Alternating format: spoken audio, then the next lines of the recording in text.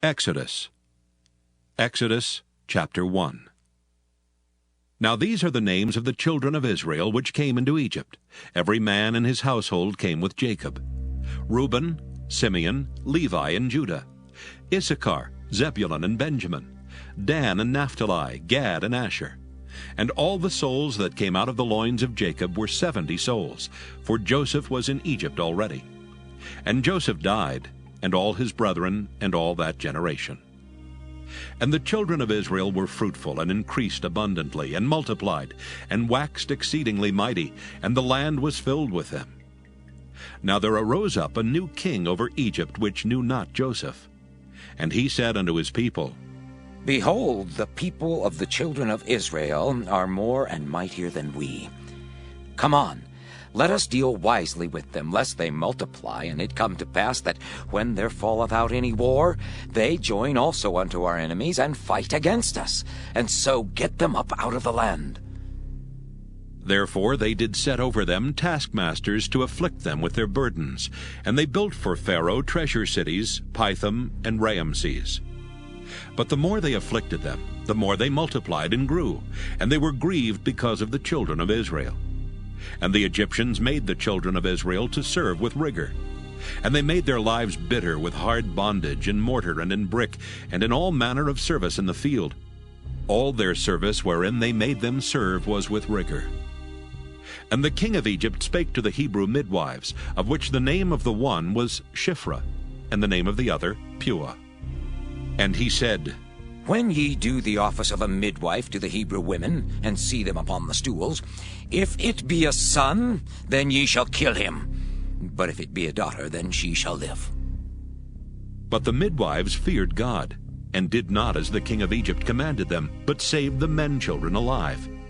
And the king of Egypt called for the midwives, and said unto them, Why have ye done this thing, and have saved the men children alive? And the midwives said unto Pharaoh, Because the Hebrew women are not as the Egyptian women, for they are lively, and are delivered ere the midwives come in unto them.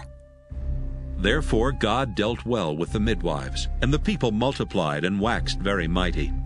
And it came to pass, because the midwives feared God, that he made them houses. And Pharaoh charged all his people, saying, Every son that is born ye shall cast into the river, and every daughter ye shall save alive. Exodus chapter 2.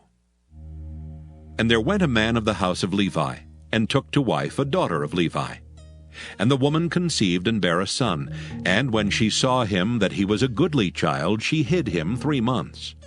And when she could not longer hide him, she took for him an ark of bulrushes, and daubed it with slime and with pitch, and put the child therein.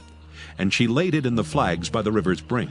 And his sister stood afar off to wit what would be done to him. And the daughter of Pharaoh came down to wash herself at the river, and her maidens walked along by the river's side. And when she saw the ark among the flags, she sent her maid to fetch it. And when she had opened it, she saw the child, and behold, the babe wept. And she had compassion on him, and said, This is one of the Hebrews' children. Then said his sister to Pharaoh's daughter, Shall I go and call to thee a nurse of the Hebrew woman, that she may nurse the child for thee? And Pharaoh's daughter said to her, Go. And the maid went and called the child's mother. And Pharaoh's daughter said unto her, Take this child away and nurse it for me, and I will give thee thy wages. And the woman took the child and nursed it. And the child grew, and she brought him unto Pharaoh's daughter, and he became her son. And she called his name Moses. And she said, Because I drew him out of the water. And it came to pass in those days when Moses was grown, that he went out unto his brethren, and looked on their burdens. And he spied an Egyptian smiting an Hebrew, one of his brethren. And he looked this way and that way, and when he saw that there was no man, he slew the Egyptian, and hid him in the sand. And when he went out the second day, behold, 2 men of the Hebrews strove together. And he said to him that did the wrong, Wherefore smitest thou thy fellow? And he said, Who made thee a prince and a judge over us? Intendest thou to kill me, as thou killedst the Egyptian? And Moses feared, and said, Surely this thing is known. Now when Pharaoh heard this thing, he sought to slay Moses. But Moses fled from the face of Pharaoh and dwelt in the land of Midian, and he sat down by a well. Now the priest of Midian had 7 daughters, and they came and drew water and filled the troughs to water their father's flock. And the shepherds came and drove them away, but Moses stood up and helped them and watered their flock. And when they came to Reuel their father, he said, How is it that ye are come so soon today? And they said, An Egyptian delivered us out of the hand of the shepherds, and also drew water enough for us and watered the flock. And he said unto his daughters, And where is he? Why is it that ye have left the man? Call him, that he may eat bread. And Moses was content to dwell with the man. And he gave Moses Zipporah his daughter. And she bare him a son, and he called his name Gershom. For he said, I have been a stranger in a strange land. And it came to pass in process of time that the king of Egypt died. And the children of Israel sighed by reason of the bondage, and they cried, and their cry came up unto God by reason of the bondage. And God heard their groaning, and God remembered his covenant with Abraham, with Isaac, and with Jacob. And God looked upon the children of Israel, and God had respect unto them. Exodus chapter 3. Now Moses kept the flock of Jethro his father-in-law, the priest of Midian, and he led the flock to the backside of the desert, and came to the mountain of God, even to Horeb. And the angel of the Lord appeared unto him in a flame of fire out of the midst of a bush. And he looked, and behold, the bush burned with fire, and the bush was not consumed. And Moses said, I will now turn aside and see this great sight, why the bush is not burnt. And when the Lord saw that he turned aside to see, God called unto him out of the midst of the bush, and said, Moses, Moses. And he said, Here am I. And he said, Draw not nigh hither. Put off thy shoes from off thy feet, for the place whereon thou standest is holy ground. Moreover he said, I am the God of thy father, the God of Abraham, the God of Isaac, and the God of Jacob. And Moses hid his face, for he was afraid to look upon God. And the Lord said, I have surely seen the affliction of my people which are in Egypt, and have heard their cry by reason of their taskmasters, for I know their sorrows. And I am come down to deliver them out of the hand of the Egyptians, and to bring them up out of that land unto a good land and a large, unto a land flowing with milk and honey, unto the place of the Canaanites, and the Hittites, and the Amorites, and the Perizzites, and the Hivites, and the Jebusites. Now therefore, behold, the cry of the children of Israel is come unto me, and I have also seen the oppression wherewith the Egyptians oppress them. Come now therefore, and I will send thee unto Pharaoh, that thou mayest bring forth my people, the children of Israel, out of Egypt. And Moses said unto God, Who am I, that I should go unto Pharaoh, and that I should bring forth the children of Israel out of Egypt? And he said, Certainly I will be with thee, and this shall be a token unto thee that I have sent thee. When thou hast brought forth the people out of Egypt, ye shall serve God upon this mountain.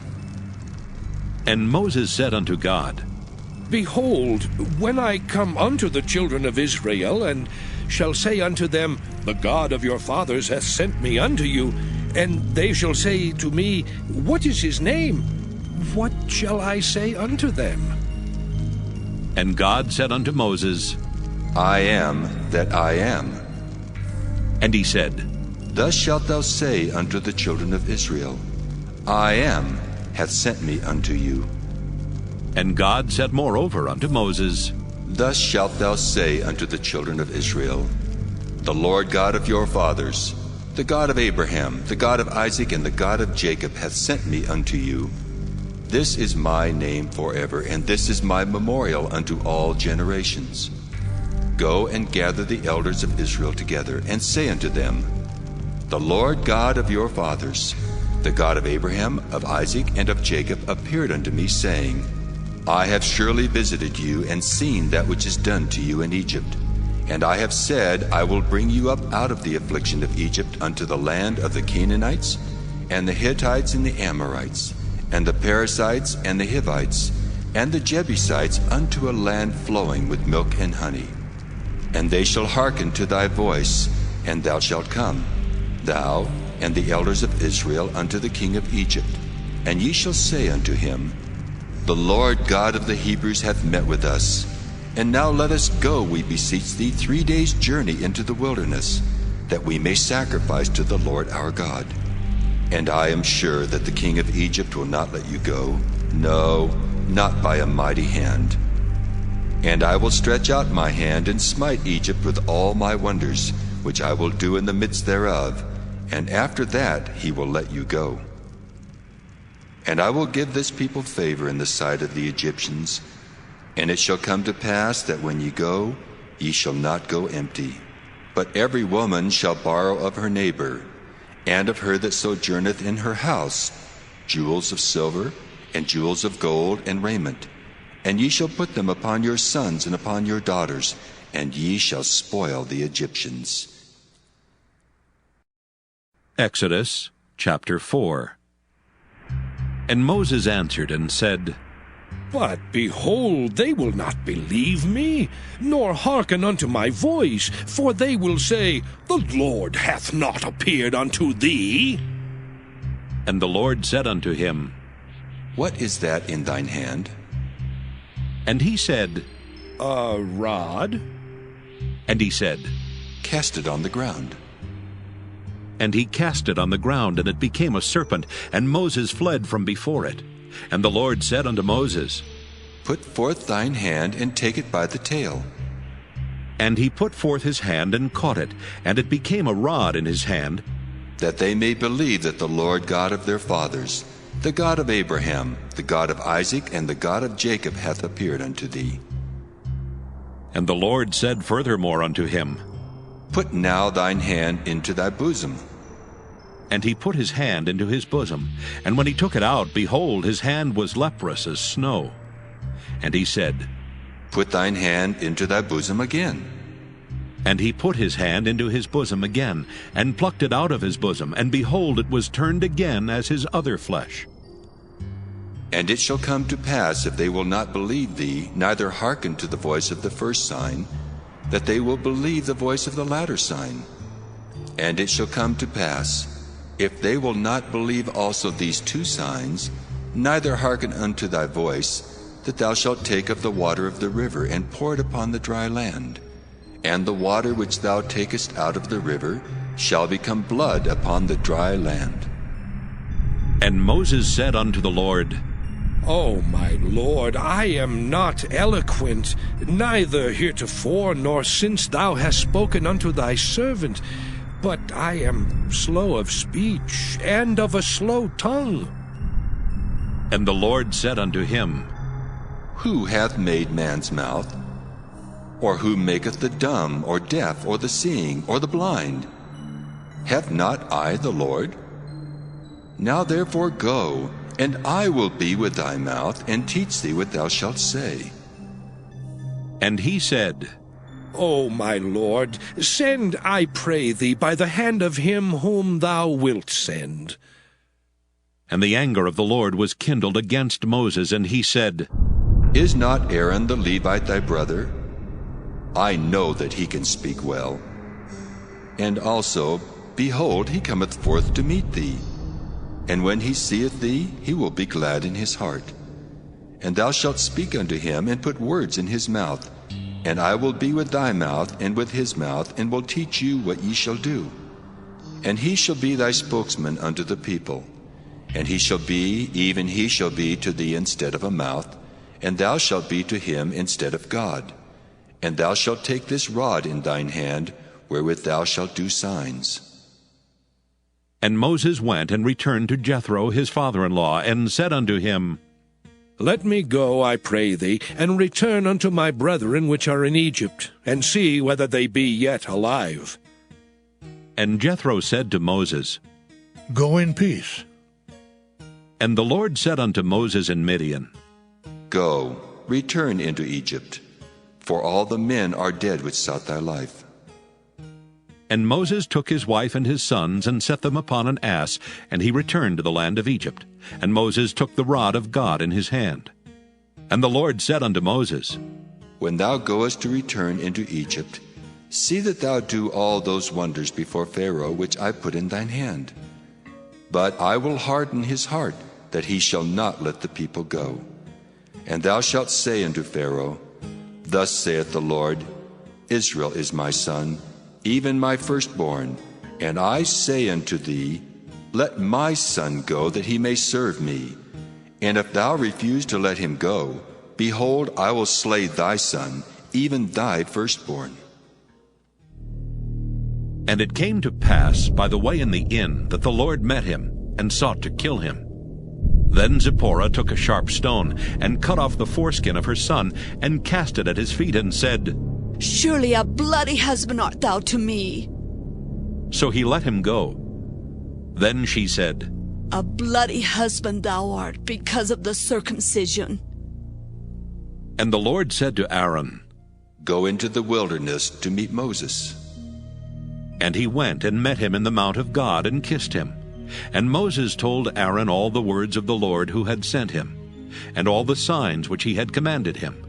And Moses and Aaron went and gathered together all the elders of the children of Israel. And Aaron spake all the words which the Lord had spoken unto Moses, and did the signs in the sight of the people.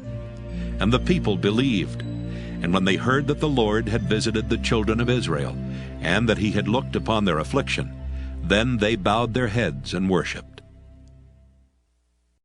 Exodus chapter 5. And afterward Moses and Aaron went in and told Pharaoh, Thus saith the Lord God of Israel, Let my people go, that they may hold a feast unto me in the wilderness. And Pharaoh said, Who is the Lord, that I should obey his voice to let Israel go? I know not the Lord, neither will I let Israel go. And they said, The God of the Hebrews hath met with us. Let us go, we pray thee, 3 days' journey into the desert, and sacrifice unto the Lord our God, lest he fall upon us with pestilence or with the sword. And the king of Egypt said unto them, Wherefore do ye, Moses and Aaron, let the people from their works? Get you unto your burdens. And Pharaoh said, Behold, the people of the land now are many, and ye make them rest from their burdens? And Pharaoh commanded the same day the taskmasters of the people and their officers, saying, Ye shall no more give the people straw to make brick, as heretofore. Let them go and gather straw for themselves, and the tale of the bricks which they did make heretofore ye shall lay upon them. Ye shall not diminish aught thereof. For they be idle. Therefore they cry, saying, Let us go and sacrifice to our God. Let their more work be laid upon the men, that they may labor therein, and let them not regard vain words. And the taskmasters of the people went out, and their officers, and they spake to the people, saying, Thus saith Pharaoh, I will not give you straw. Go ye, get you straw where ye can find it, yet not aught of your work shall be diminished. So the people were scattered abroad throughout all the land of Egypt to gather stubble instead of straw. And the taskmasters hasted them, saying, Fulfill your works, your daily tasks, as when there was straw. And the officers of the children of Israel, which Pharaoh's taskmasters had set over them, were beaten and demanded, Wherefore have ye not fulfilled your task in making brick both yesterday and today as heretofore? Then the officers of the children of Israel came and cried unto Pharaoh, saying, Wherefore dealest thou thus with thy servants? There is no straw given unto thy servants, and they say to us, Make brick, and behold, thy servants are beaten. But the fault is in thine own people. But he said, Ye are idle, therefore ye say, Let us go and do sacrifice to the Lord. Go therefore now and work, for there shall no straw be given you, yet shall ye deliver the tale of bricks. And the officers of the children of Israel did see that they were in evil case, after it was said, Ye shall not minish aught from your bricks of your daily task. And they met Moses and Aaron, who stood in the way as they came forth from Pharaoh. And they said unto them, The Lord look upon you and judge, because ye have made our Savior to be abhorred in the eyes of Pharaoh, and in the eyes of his servants, to put a sword in their hand to slay us. And Moses returned unto the Lord, and said, Lord, wherefore hast thou so evil entreated this people? Why is it that thou hast sent me? For since I came to Pharaoh to speak in thy name, he hath done evil to this people. Neither hast thou delivered thy people at all.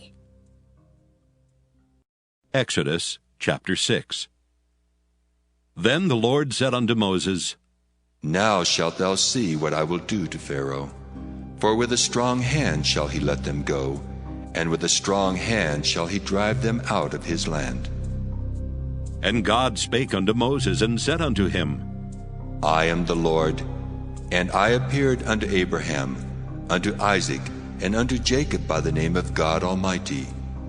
But by my name Jehovah was I not known to them.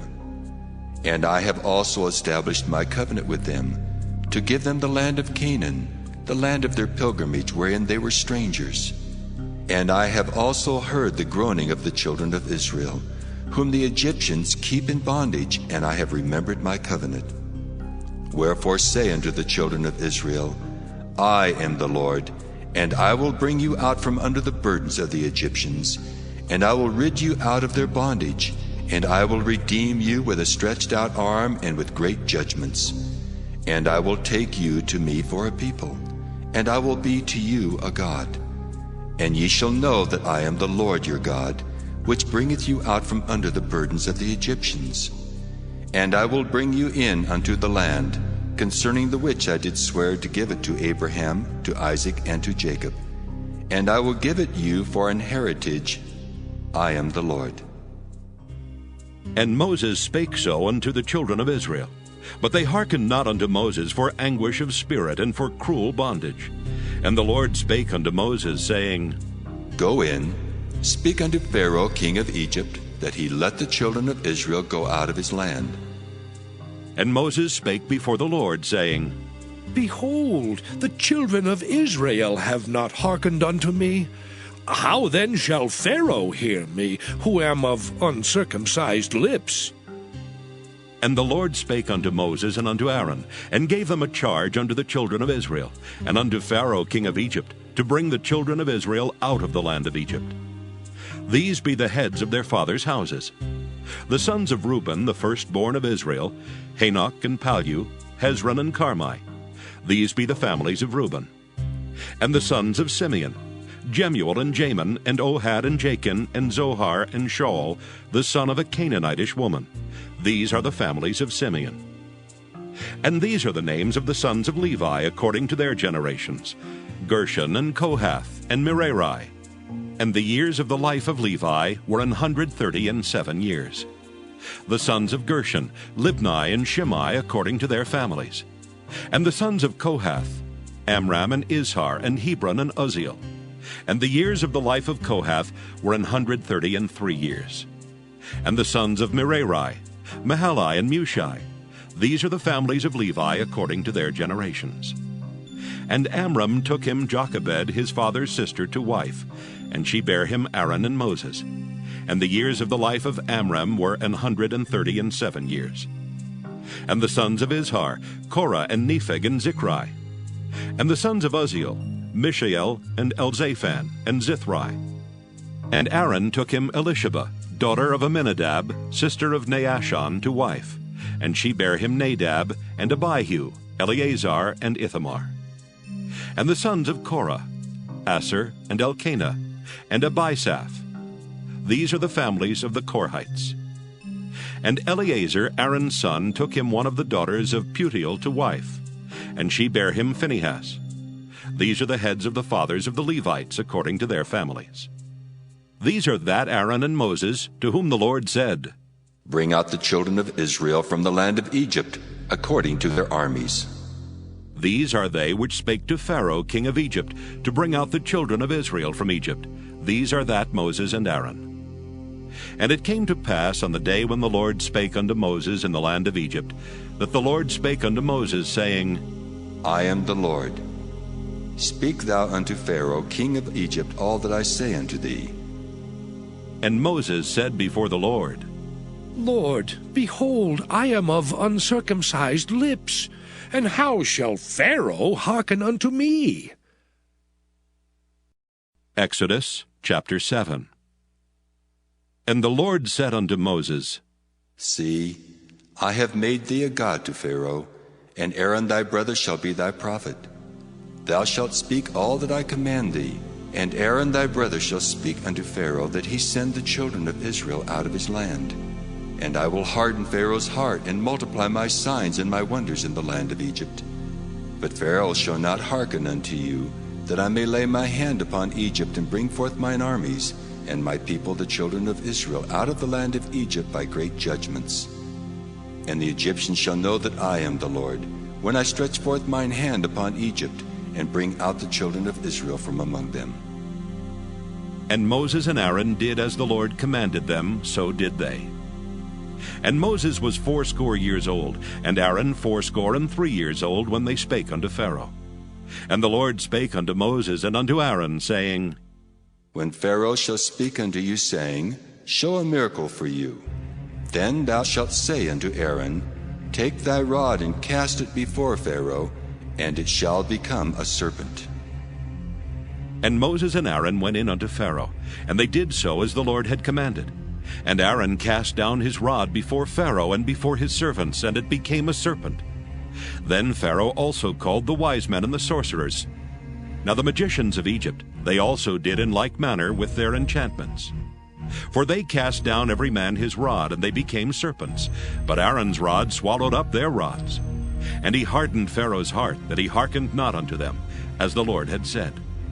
And the Lord said unto Moses, Pharaoh's heart is hardened, he refuseth to let the people go. Get thee unto Pharaoh in the morning. Lo, he goeth out unto the water, and thou shalt stand by the river's brink against he come.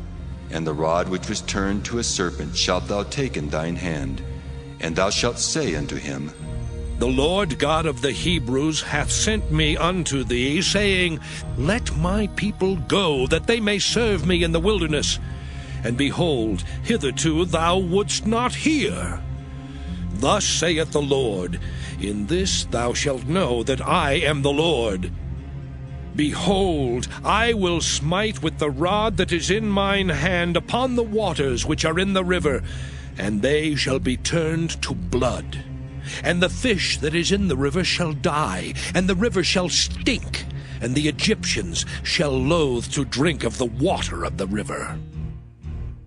And the Lord spake unto Moses, Say unto Aaron, Take thy rod and stretch out thine hand upon the waters of Egypt, upon their streams, upon their rivers, and upon their ponds, and upon all their pools of water, that they may become blood, and that there may be blood throughout all the land of Egypt, both in vessels of wood and in vessels of stone. And Moses and Aaron did so as the Lord commanded. And he lifted up the rod, and smote the waters that were in the river, in the sight of Pharaoh, and in the sight of his servants. And all the waters that were in the river were turned to blood. And the fish that was in the river died, and the river stank, and the Egyptians could not drink of the water of the river. And there was blood throughout all the land of Egypt. And the magicians of Egypt did so with their enchantments, and Pharaoh's heart was hardened, neither did he hearken unto them as the Lord had said. And Pharaoh turned and went into his house, neither did he set his heart to this also. And all the Egyptians digged round about the river for water to drink, for they could not drink of the water of the river. And 7 days were fulfilled after that the Lord had smitten the river. Exodus chapter 8.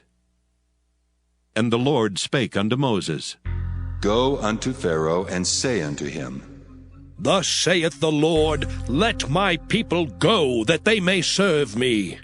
And if thou refuse to let them go, behold, I will smite all thy borders with frogs, and the river shall bring forth frogs abundantly. abundantly, which shall go up and come into thine house, and into thy bedchamber, and upon thy bed, and into the house of thy servants, and upon thy people, and into thine ovens, and into thy kneading troughs.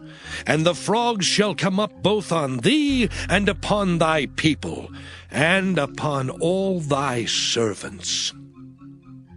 And the Lord spake unto Moses, Say unto Aaron, Stretch forth thine hand with thy rod over the streams, over the rivers and over the ponds, and cause frogs to come up upon the land of Egypt.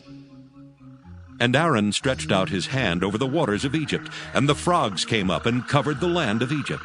And the magicians did so with their enchantments, and brought up frogs upon the land of Egypt. Then Pharaoh called for Moses and Aaron, and said, Entreat the Lord that he may take away the frogs from me and from my people, and I will let the people go, that they may do sacrifice unto the Lord. And Moses said unto Pharaoh, Glory over me. When shall I entreat for thee, and for thy servants, and for thy people, to destroy the frogs from thee and thy houses, that they may remain in the river only? And he said, Tomorrow. And he said, Be it according to thy word, that thou mayest know that there is none like unto the Lord our God. And the frogs shall depart from thee, and from thy houses, and from thy servants, and from thy people. They shall remain in the river only. And Moses and Aaron went out from Pharaoh. And Moses cried unto the Lord because of the frogs which he had brought against Pharaoh. And the Lord did according to the word of Moses, and the frogs died out of the houses, out of the villages, and out of the fields. And they gathered them together upon heaps, and the land stank. But when Pharaoh saw that there was respite, he hardened his heart, and hearkened not unto them, as the Lord had said. And the Lord said unto Moses, Say unto Aaron, Stretch out thy rod, and smite the dust of the land, that it may become lice throughout all the land of Egypt. And they did so. For Aaron stretched out his hand with his rod, and smote the dust of the earth, and it became lice in man and in beast. All the dust of the land became lice throughout all the land of Egypt. And the magicians did so with their enchantments to bring forth lice, but they could not. So there were lice upon man and upon beast. Then the magician said unto Pharaoh, This is the finger of God. And Pharaoh's heart was hardened, and he hearkened not unto them, as the Lord had said. And the Lord said unto Moses, Rise up early in the morning, and stand before Pharaoh. Lo, he cometh forth to the water, and say unto him, Thus saith the Lord, Let my people go, that they may serve me. Else, if thou wilt not let my people go, behold, I will send swarms of flies upon thee, and upon thy servants, and upon thy people, and into thy houses. And the houses of the Egyptians shall be full of swarms of flies, and also the ground whereon they are. And I will sever in that day the land of Goshen, in which my people dwell, that no swarms of flies shall be there. To the end thou mayest know that I am the Lord in the midst of the earth, and I will put a division between my people and thy people. Tomorrow shall this sign be. And the Lord did so.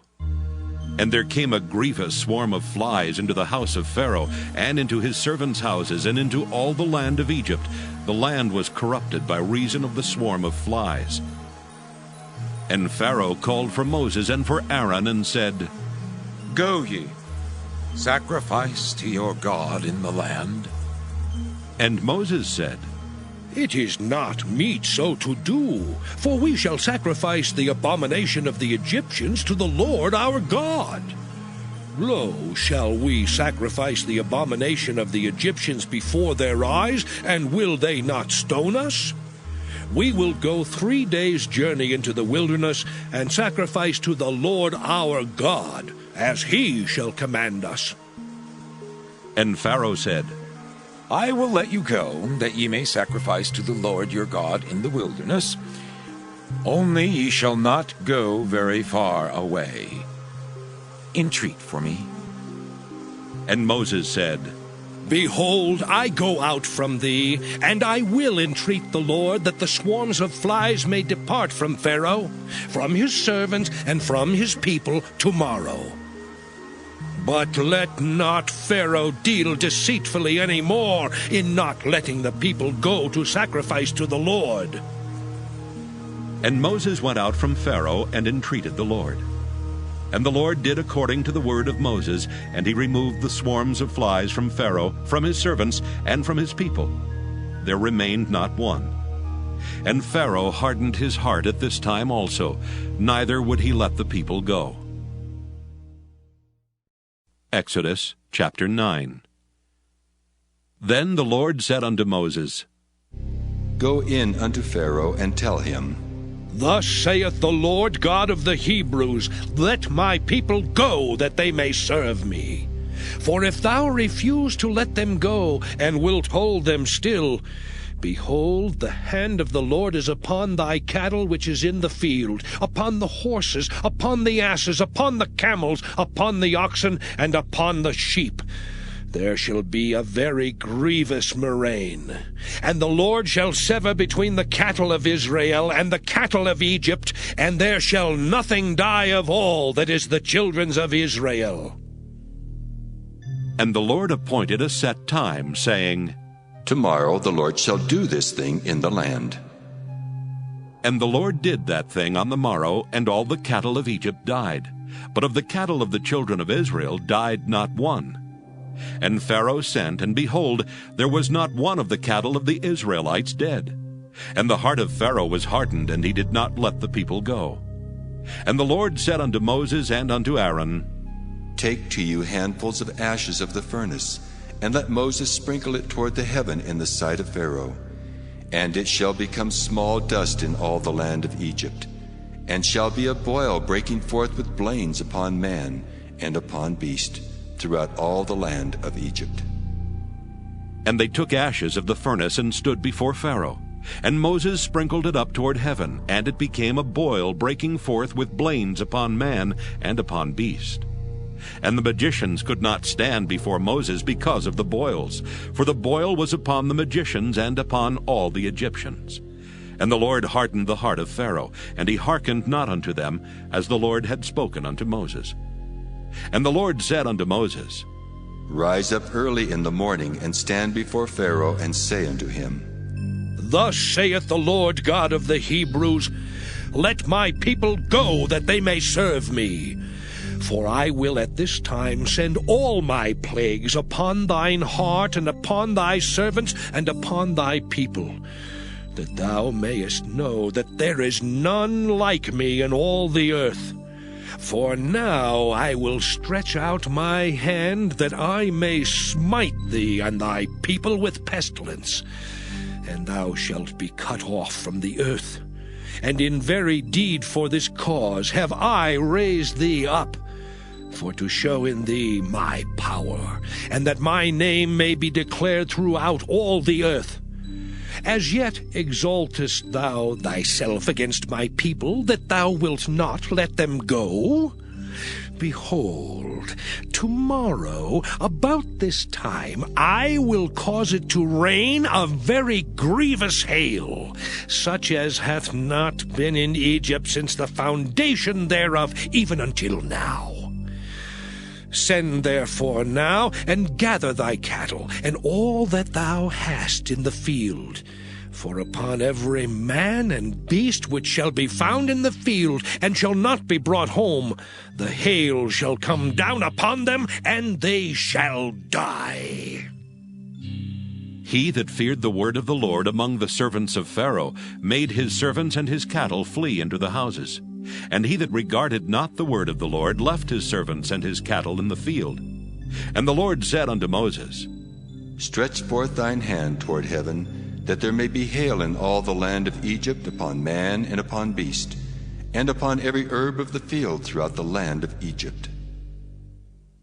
And Moses stretched forth his rod toward heaven, and the Lord sent thunder and hail, and the fire ran along upon the ground. And the Lord rained hail upon the land of Egypt.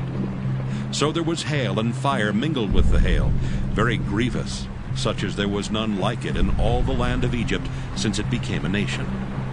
And the hail smote throughout all the land of Egypt all that was in the field, both man and beast. And the hail smote every herb of the field, and brake every tree of the field. Only in the land of Goshen, where the children of Israel were, was there no hail. And Pharaoh sent and called for Moses and Aaron, and said unto them, I have sinned this time. The Lord is righteous, and I and my people are wicked. Entreat the Lord, for it is enough that there be no more mighty thunderings and hail, and I will let you go, and ye shall stay no longer. And Moses said unto him, As soon as I am gone out of the city, I will spread abroad my hands unto the Lord. And the thunder shall cease, neither shall there be any more hail, that thou mayest know how that the earth is the Lord's. But as for thee and thy servants, I know that ye will not yet fear the Lord God. And the flax and the barley was smitten, for the barley was in the ear, and the flax was bold. But the wheat and the rye were not smitten, for they were not grown up. And Moses went out of the city from Pharaoh, and spread abroad his hands unto the Lord. And the thunders and hail ceased, and the rain was not poured upon the earth. And when Pharaoh saw that the rain and the hail and the thunders were ceased, he sinned yet more, and hardened his heart, he and his servants. And the heart of Pharaoh was hardened, neither would he let the children of Israel go, as the Lord had spoken by Moses. Exodus chapter 10. And the Lord said unto Moses, Go in unto Pharaoh, for I have hardened his heart and the heart of his servants, that I might show these my signs before him, and that thou mayest tell in the ears of thy son, and of thy son's son, what things I have wrought in Egypt, and my signs which I have done among them, that ye may know how that I am the Lord. And Moses and Aaron came in unto Pharaoh, and said unto him, Thus saith the Lord God of the Hebrews, How long wilt thou refuse to humble thyself before me? Let my people go, that they may serve me. Else, if thou refuse to let my people go, behold, tomorrow will I bring the locusts into thy coast, and they shall cover the face of the earth, that one cannot be able to see the earth. And they shall eat the residue of that which is escaped, which remaineth unto you from the hail, and shall eat every tree which groweth for you out of the field.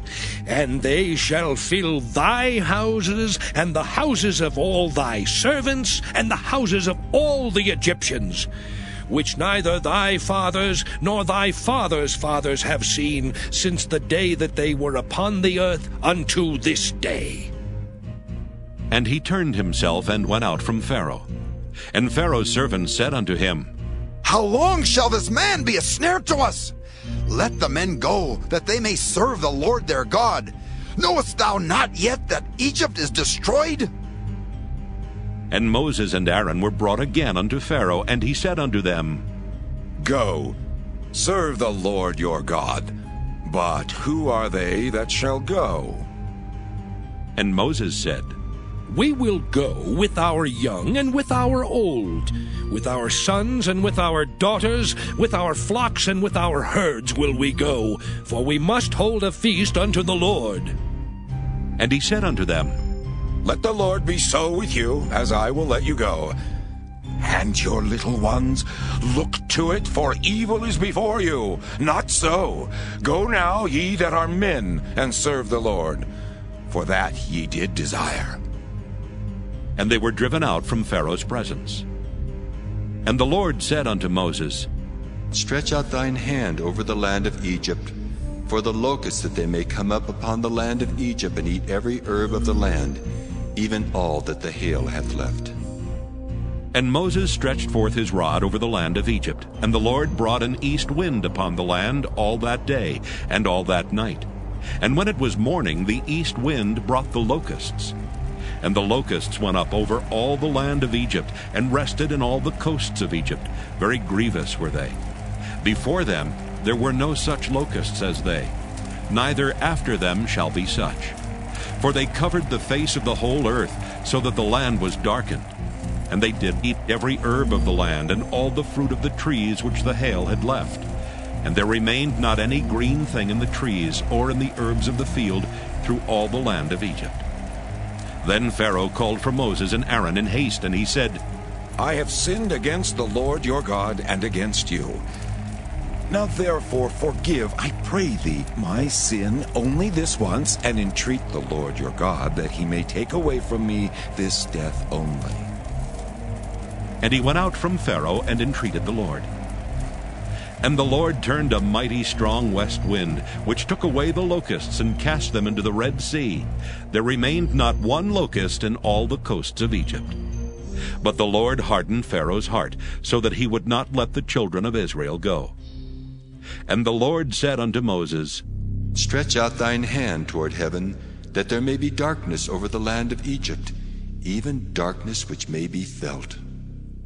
And Moses stretched forth his hand toward heaven, and there was a thick darkness in all the land of Egypt 3 days. They saw not one another, neither rose any from his place for 3 days. But all the children of Israel had light in their dwellings. And Pharaoh called unto Moses and said, Go ye, serve the Lord, only let your flocks and your herds be stayed. Let your little ones also go with you. And Moses said, Thou must give us also sacrifices and burnt offerings, that we may sacrifice unto the Lord our God. Our cattle also shall go with us. There shall not an hoof be left behind. For thereof must we take to serve the Lord our God. And we know not with what we must serve the Lord until we come thither. But the Lord hardened Pharaoh's heart, and he would not let them go. And Pharaoh said unto him, Get thee from me! Take heed to thyself, see my face no more, for in that day thou seest my face, thou shalt die. And Moses said, Thou hast spoken well. I will see thy face again no more. Exodus chapter 11. And the Lord said unto Moses, Yet will I bring one plague more upon Pharaoh and upon Egypt. Afterwards he will let you go hence. When he shall let you go, he shall surely thrust you out hence altogether. Speak now in the ears of the people, and let every man borrow of his neighbor, and every woman of her neighbor, jewels of silver and jewels of gold. And the Lord gave the people favor in the sight of the Egyptians. Moreover, the man Moses was very great in the land of Egypt, in the sight of Pharaoh's servants, and in the sight of the people. And Moses said, Thus saith the Lord, About midnight will I go out into the midst of Egypt, and all the firstborn in the land of Egypt shall die, from the firstborn of Pharaoh that sitteth upon his throne, even unto the firstborn of the maidservant that is behind the mill, and all the firstborn of beasts. And there shall be a great cry throughout all the land of Egypt, such as there was none like it, nor shall be like it any more.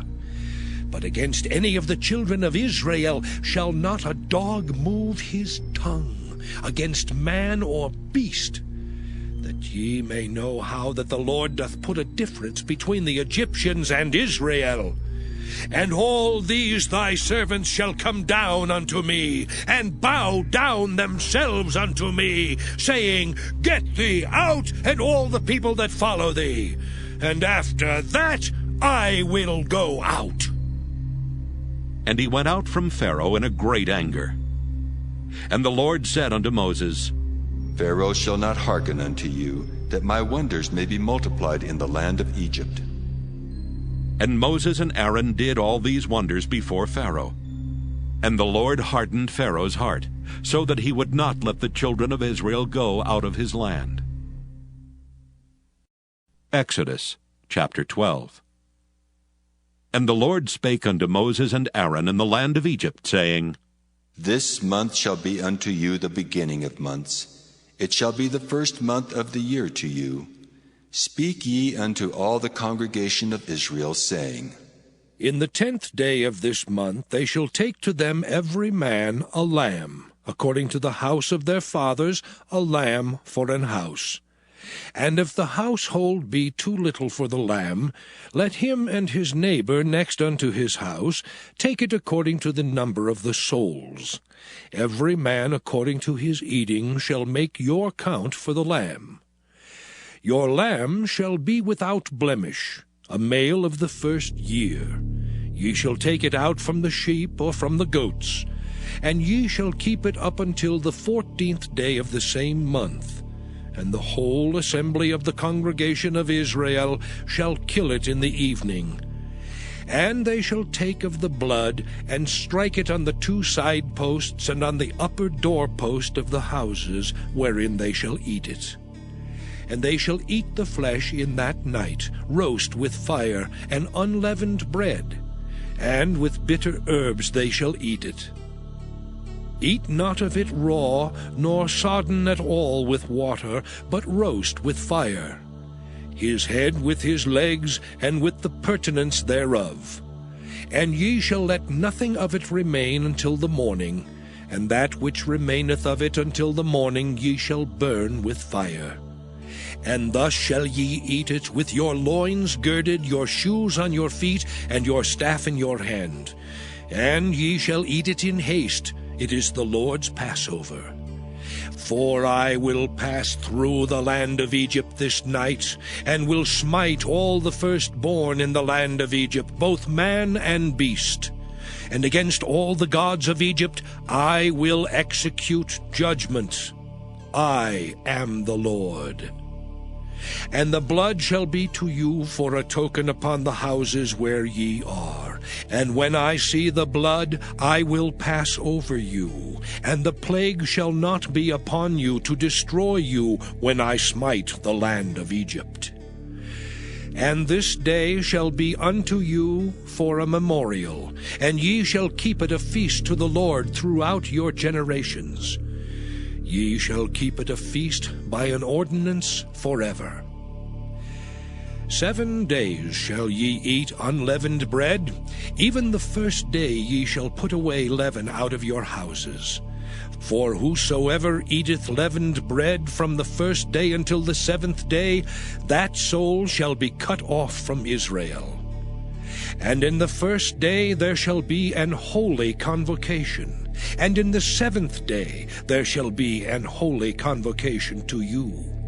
No manner of work shall be done in them, save that which every man must eat, that only may be done of you. And ye shall observe the feast of unleavened bread. For in this selfsame day have I brought your armies out of the land of Egypt. Therefore shall ye observe this day in your generations by an ordinance forever. In the 1st month, on the 14th day of the month at even, ye shall eat unleavened bread, until the 21st day of the month at even. 7 days shall there be no leaven found in your houses. For whosoever eateth that which is leavened, even that soul shall be cut off from the congregation of Israel, whether he be a stranger or born in the land. Ye shall eat nothing leavened. In all your habitations shall ye eat unleavened bread. Then Moses called for all the elders of Israel, and said unto them, Draw out and take you a lamb according to your families, and kill the Passover. And ye shall take a bunch of hyssop, and dip it in the blood that is in the basin, and strike the lintel and the 2 side posts with the blood that is in the basin. And none of you shall go out at the door of his house until the morning. For the Lord will pass through to smite the Egyptians, and when he seeth the blood upon the lintel and on the 2 side posts, the Lord will pass over the door, and will not suffer the destroyer to come in unto your houses to smite you. And ye shall observe this thing for an ordinance to thee and to thy sons forever. And it shall come to pass, when ye be come to the land which the Lord will give you, according as he hath promised, that ye shall keep this service. And it shall come to pass, when your children shall say unto you, What mean ye by this service? That ye shall say, It is the sacrifice of the Lord's Passover, who passed over the houses of the children of Israel in Egypt, when he smote the Egyptians and delivered our houses. And the people bowed the head and worshipped. And the children of Israel went away and did as the Lord had commanded Moses and Aaron, so did they.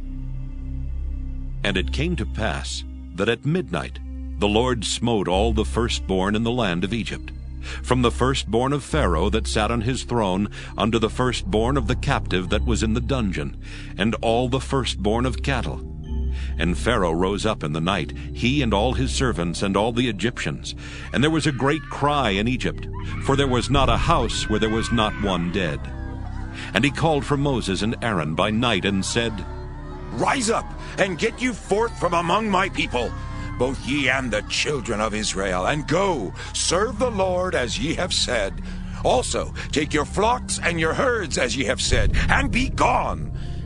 And bless me also. And the Egyptians were urgent upon the people, that they might send them out of the land in haste, for they said, We be all dead men. And the people took their dough before it was leavened, their kneading troughs being bound up in their clothes upon their shoulders. And the children of Israel did according to the word of Moses. And they borrowed of the Egyptians jewels of silver and jewels of gold and raiment. And the Lord gave the people favor in the sight of the Egyptians, so that they lent unto them such things as they required, and they spoiled the Egyptians. And the children of Israel journeyed from Ramesses to Succoth, about 600,000 on foot that were men beside children. And a mixed multitude went up also with them, and flocks and herds, even very much cattle. And they baked unleavened cakes of the dough which they brought forth out of Egypt, for it was not leavened, because they were thrust out of Egypt and could not tarry, neither had they prepared for themselves any victual. Now the sojourning of the children of Israel who dwelt in Egypt was 430 years.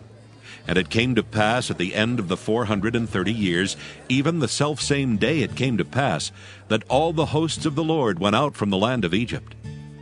It is a night to be much observed unto the Lord for bringing them out from the land of Egypt. This is that night of the Lord to be observed of all the children of Israel in their generations.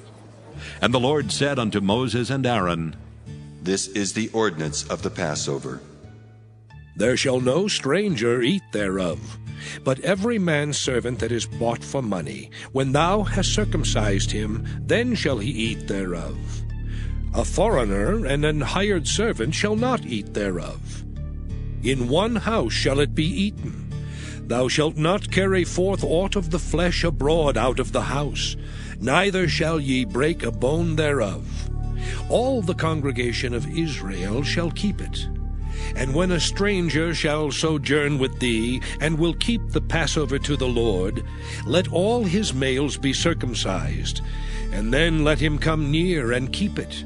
And he shall be as one that is born in the land, for no uncircumcised person shall eat thereof. One law shall be to him that is homeborn, and unto the stranger that sojourneth among you. Thus did all the children of Israel. As the Lord commanded Moses and Aaron, so did they. And it came to pass the selfsame day that the Lord did bring the children of Israel out of the land of Egypt by their armies. Exodus chapter 13. And the Lord spake unto Moses, saying, Sanctify unto me all the firstborn, whatsoever openeth the womb among the children of Israel, both of man and of beast. It is mine. And Moses said unto the people, Remember this day in which ye came out from Egypt, out of the house of bondage. For by strength of hand the Lord brought you out from this place. There shall no leavened bread be eaten. This day came ye out in the month Abib. And it shall be, when the Lord shall bring thee into the land of the Canaanites, and the Hittites, and the Amorites, and the Hivites, and the Jebusites, which he sware unto thy fathers to give thee, a land flowing with milk and honey, that thou shalt keep this service in this month. 7 days thou shalt eat unleavened bread, and in the 7th day shall be a feast to the Lord. Unleavened bread shall be eaten 7 days, and there shall no leavened bread be seen with thee, neither shall there be leaven seen with thee in all thy quarters. And thou shalt show thy son in that day, saying, This is done because of that which the Lord did unto me when I came forth out of Egypt. And it shall be for a sign unto thee upon thine hand, and for a memorial between thine eyes, that the Lord's law may be in thy mouth. For with a strong hand hath the Lord brought thee out of Egypt. Thou shalt therefore keep this ordinance in his season from year to year. And it shall be, when the Lord shall bring thee into the land of the Canaanites, as he sware unto thee and to thy fathers, and shall give it thee, that thou shalt set apart unto the Lord all that openeth the matrix, and every firstling that cometh of a beast which thou hast, the males shall be the Lord's. And every firstling of an ass thou shalt redeem with a lamb. And if thou wilt not redeem it, then thou shalt break his neck. And all the firstborn of man among thy children shalt thou redeem. And it shall be, when thy son asketh thee in time to come, saying, What is this?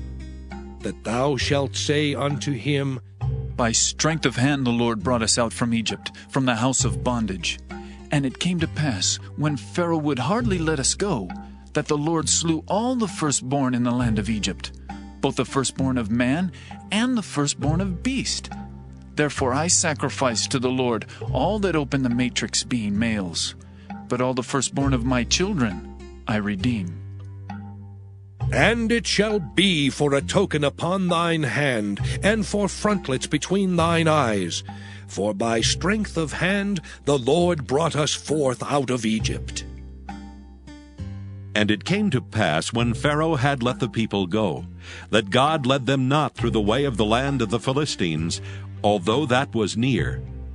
For God said, Lest peradventure the people repent when they see war, and they return to Egypt. But God led the people about through the way of the wilderness of the Red Sea, and the children of Israel went up harnessed out of the land of Egypt. And Moses took the bones of Joseph with him, for he had straitly sworn the children of Israel, saying, God will surely visit you, and ye shall carry up my bones away hence with you. And they took their journey from Succoth, and encamped in Etham in the edge of the wilderness. And the Lord went before them by day in a pillar of a cloud, to lead them the way, and by night in a pillar of fire, to give them light, to go by day and night.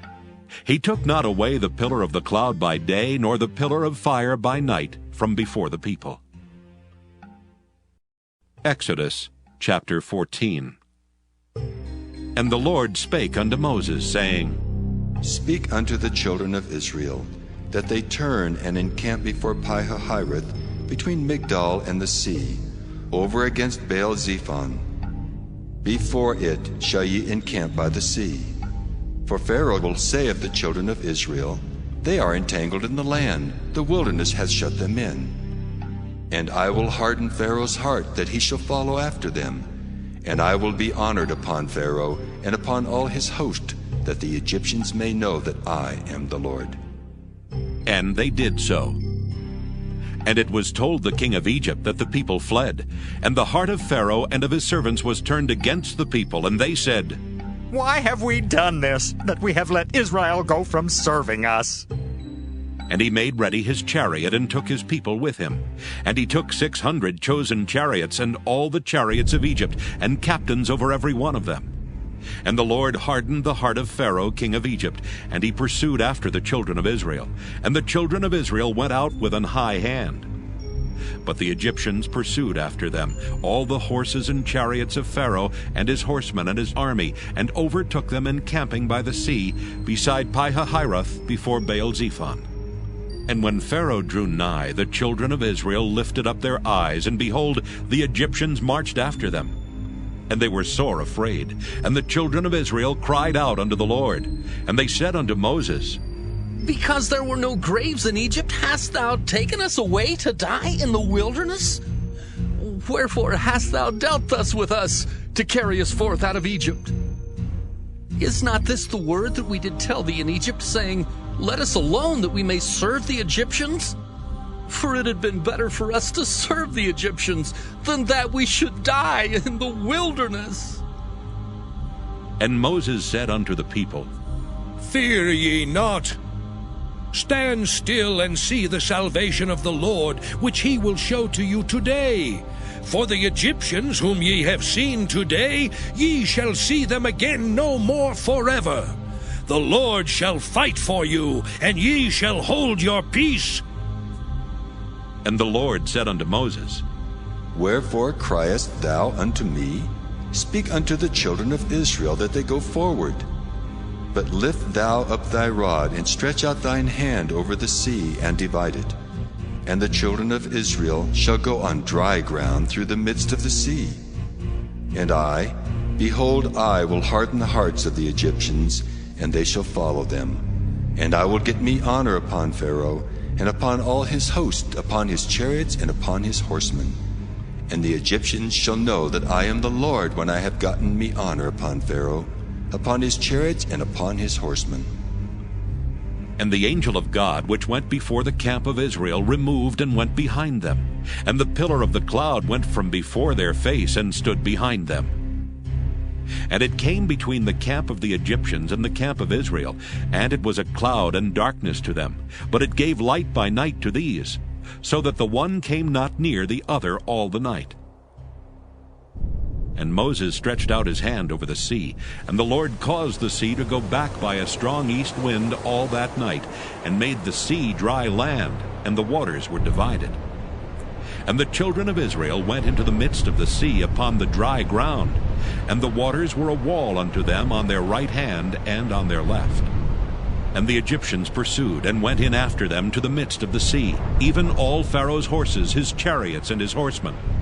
And it came to pass that in the morning watch the Lord looked unto the host of the Egyptians through the pillar of fire and of the cloud, and troubled the host of the Egyptians, and took off their chariot wheels, that they drave them heavily. So that the Egyptians said, Let us flee from the face of Israel. For the Lord fighteth for them against the Egyptians. And the Lord said unto Moses, Stretch out thine hand over the sea, that the waters may come again upon the Egyptians, upon their chariots, and upon their horsemen. And Moses stretched forth his hand over the sea, and the sea returned to his strength when the morning appeared. And the Egyptians fled against it, and the Lord overthrew the Egyptians in the midst of the sea. And the waters returned and covered the chariots and the horsemen, and all the host of Pharaoh that came into the sea after them. There remained not so much as one of them. But the children of Israel walked upon dry land in the midst of the sea, and the waters were a wall unto them on their right hand and on their left. Thus the Lord saved Israel that day out of the hand of the Egyptians. And Israel saw the Egyptians dead upon the seashore. And Israel saw that great work which the Lord did upon the Egyptians. And the people feared the Lord, and believed the Lord and his servant Moses. Exodus chapter 15. Then sang Moses and the children of Israel this song unto the Lord, and spake, saying, I will sing unto the Lord, for he hath triumphed gloriously. The horse and his rider hath he thrown into the sea. The Lord is my strength and song, and he is become my salvation. He is my God, and I will prepare him an habitation. My father's God, and I will exalt him. The Lord is a man of war. The Lord is his name. Pharaoh's chariots and his host hath he cast into the sea. His chosen captains also are drowned in the Red Sea. The depths have covered them. They sank into the bottom as a stone. Thy right hand, O Lord, is become glorious in power. Thy right hand, O Lord, hath dashed in pieces the enemy. And in the greatness of thine excellency, thou hast overthrown them that rose up against thee. Thou sentest forth thy wrath, which consumed them as stubble. And with a blast of thy nostrils the waters were gathered together. The flood stood upright as an heap, and the depths were congealed in the heart of the sea. The enemy said, I will pursue, I will overtake, I will divide the spoil. My lust shall be satisfied upon them. I will draw my sword, my hand shall destroy them. Thou didst blow with thy wind, the sea covered them, they sank as lead in the mighty waters. Who is like unto thee, O Lord, among the gods?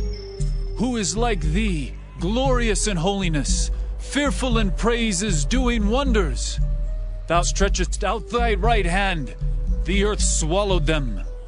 Thou in thy mercy hast led forth the people which thou hast redeemed. Thou hast guided them in thy strength unto thy holy habitation. The people shall hear and be afraid. Sorrow shall take hold on the inhabitants of Palestina. Then the dukes of Edom shall be amazed. The mighty men of Moab, trembling, shall take hold upon them. All the inhabitants of Canaan shall melt away. Fear and dread shall fall upon them. By the greatness of thine arm, they shall be as still as a stone. Till thy people pass over, O Lord. Till the people pass over which thou hast purchased. Thou shalt bring them in and plant them in the mountain of thine inheritance, in the place, O Lord, which thou hast made for thee to dwell in the sanctuary, O Lord, which thy hands have established. The Lord shall reign forever and ever. For the horse of Pharaoh went in with his chariots and with his horsemen into the sea, and the Lord brought again the waters of the sea upon them. But the children of Israel went on dry land in the midst of the sea. And Miriam the prophetess, the sister of Aaron, took a timbrel in her hand. And all the women went out after her with timbrels and with dances. And Miriam answered them, Sing ye to the Lord, for he hath triumphed gloriously. The horse and his rider hath he thrown into the sea. So Moses brought Israel from the Red Sea, and they went out into the wilderness of Shur. And they went 3 days in the wilderness and found no water. And when they came to Marah, they could not drink of the waters of Marah, for they were bitter. Therefore the name of it was called Marah. And the people murmured against Moses, saying, What shall we drink? And he cried unto the Lord. And the Lord showed him a tree, which when he had cast into the waters were made sweet. There he made for them a statute and an ordinance, and there he proved them, and said, If thou wilt diligently hearken to the voice of the Lord thy God, and wilt do that which is right in his sight, and wilt give ear to his commandments, and keep all his statutes, I will put none of these diseases upon thee, which I have brought upon the Egyptians. For I am the Lord that healeth thee. And they came to Elim, where were 12 wells of water, and 70 palm trees, and they encamped there by the waters. Exodus chapter 16. And they took their journey from Elim, and all the congregation of the children of Israel came unto the wilderness of Sin, which is between Elim and Sinai, on the 15th day of the 2nd month after their departing out of the land of Egypt. And the whole congregation of the children of Israel murmured against Moses and Aaron in the wilderness. And the children of Israel said unto them, Would to God we had died by the hand of the Lord in the land of Egypt, when we sat by the flesh pots, and when we did eat bread to the full. For ye have brought us forth into this wilderness to kill this whole assembly with hunger. Then said the Lord unto Moses, Behold, I will rain bread from heaven for you, and the people shall go out and gather a certain rate every day, that I may prove them, whether they will walk in my law or no. And it shall come to pass that on the 6th day they shall prepare that which they bring in, and it shall be twice as much as they gather daily. And Moses and Aaron said unto all the children of Israel, At even then ye shall know that the Lord hath brought you out from the land of Egypt. And in the morning then ye shall see the glory of the Lord, for that he heareth your murmurings against the Lord. And what are we that ye murmur against us? And Moses said, This shall be when the Lord shall give you in the evening flesh to eat, and in the morning bread to the full. For that the Lord heareth your murmurings which ye murmur against him. And what are we? Your murmurings are not against us, but against the Lord. And Moses spake unto Aaron, Say unto all the congregation of the children of Israel, Come near before the Lord, for he hath heard your murmurings. And it came to pass, as Aaron spake unto the whole congregation of the children of Israel, that they looked toward the wilderness, and behold, the glory of the Lord appeared in the cloud. And the Lord spake unto Moses, saying, I have heard the murmurings of the children of Israel. Speak unto them, saying, At even ye shall eat flesh, and in the morning ye shall be filled with bread, and ye shall know that I am the Lord your God. And it came to pass that at even the quails came up and covered the camp, and in the morning the dew lay round about the host. And when the dew that lay was gone up, behold, upon the face of the wilderness there lay a small round thing, as small as the hoarfrost on the ground. And when the children of Israel saw it, they said one to another, It is manna. For they wist not what it was. And Moses said unto them, This is the bread which the Lord hath given you to eat. This is the thing which the Lord hath commanded. Gather of it every man according to his eating, an omer for every man according to the number of your persons. Take ye every man for them which are in his tents. And the children of Israel did so, and gathered, some more, some less. And when they did meet it with an omer, he that gathered much had nothing over, and he that gathered little had no lack. They gathered every man according to his eating. And Moses said, Let no man leave of it till the morning. Notwithstanding they hearkened not unto Moses, but some of them left of it until the morning, and it bred worms and stank, and Moses was wroth with them. And they gathered it every morning, every man according to his eating, and when the sun waxed hot, it melted.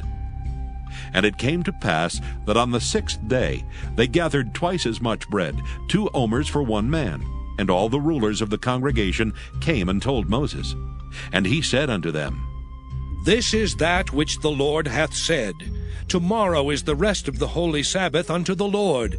Bake that which ye will bake today, and seethe that ye will seethe. And that which remaineth over lay up for you to be kept until the morning. And they laid it up till the morning as Moses bade, and it did not stink, neither was there any worm therein. And Moses said, Eat that today, for today is a Sabbath unto the Lord. Today ye shall not find it in the field. 6 days ye shall gather it, but on the 7th day, which is the Sabbath, in it there shall be none. And it came to pass that there went out some of the people on the 7th day for to gather, and they found none. And the Lord said unto Moses, How long refuse ye to keep my commandments and my laws?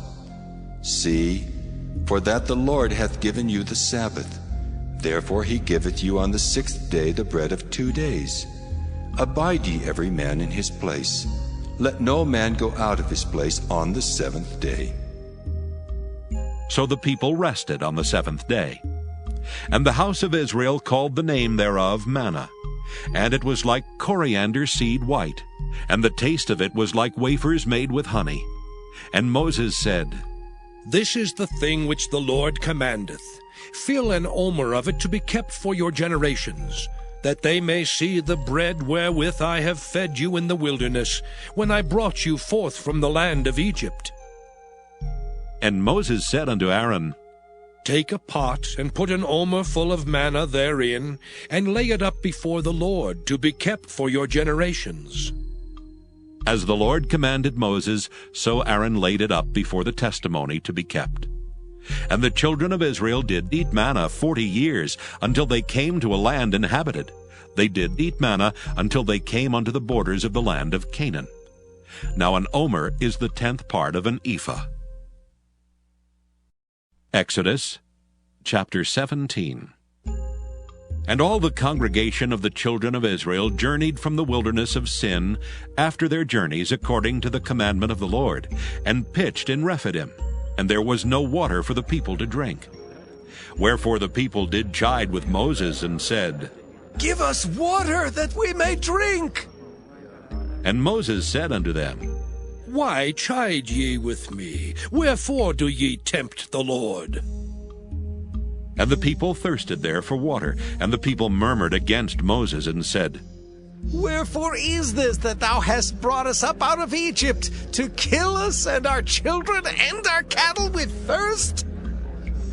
And Moses cried unto the Lord, saying, What shall I do unto this people? They be almost ready to stone me. And the Lord said unto Moses, Go on before the people, and take with thee of the elders of Israel, and thy rod wherewith thou smotest the river. Take in thine hand, and go. Behold, I will stand before thee there upon the rock in Horeb. And thou shalt smite the rock, and there shall come water out of it, that the people may drink. And Moses did so in the sight of the elders of Israel. And he called the name of the place Massah and Meribah, because of the chiding of the children of Israel, and because they tempted the Lord, saying, Is the Lord among us or not? Then came Amalek and fought with Israel in Rephidim. And Moses said unto Joshua, Choose us out men, and go out, fight with Amalek. Tomorrow I will stand on the top of the hill with the rod of God in mine hand. So Joshua did as Moses had said to him, and fought with Amalek. And Moses, Aaron, and Hur went up to the top of the hill. And it came to pass, when Moses held up his hand, that Israel prevailed, and when he let down his hand, Amalek prevailed. But Moses' hands were heavy, and they took a stone and put it under him, and he sat thereon. And Aaron and Hur stayed up his hands, the one on the one side and the other on the other side, and his hands were steady until the going down of the sun. And Joshua discomfited Amalek and his people with the edge of the sword. And the Lord said unto Moses, Write this for a memorial in a book, and rehearse it in the ears of Joshua. For I will utterly put out the remembrance of Amalek from under heaven. And Moses built an altar, and called the name of it Jehovah Nissi. For he said, Because the Lord hath sworn that the Lord will have war with Amalek from generation to generation. Exodus chapter 18.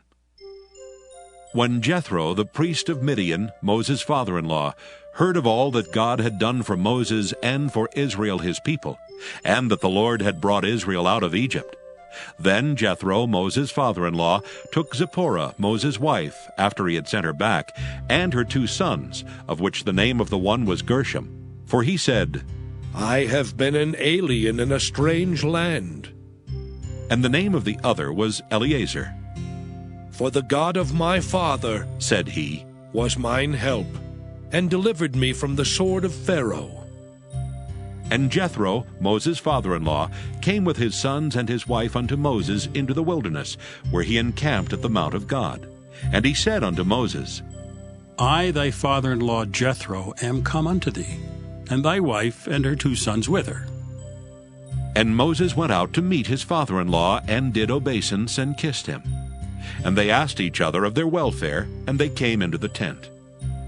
And Moses told his father-in-law all that the Lord had done unto Pharaoh, and to the Egyptians for Israel's sake, and all the travail that had come upon them by the way, and how the Lord delivered them. And Jethro rejoiced for all the goodness which the Lord had done to Israel, whom he had delivered out of the hand of the Egyptians.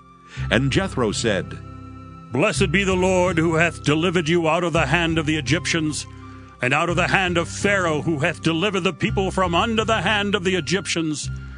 Now I know that the Lord is greater than all gods, for in the thing wherein they dealt proudly he was above them. And Jethro, Moses' father-in-law, took a burnt offering and sacrifices for God. And Aaron came, and all the elders of Israel, to eat bread with Moses' father-in-law before God.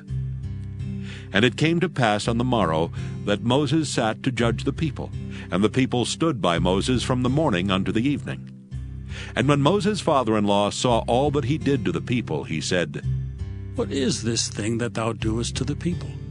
Why sittest thou thyself alone, and all the people stand by thee from morning until even?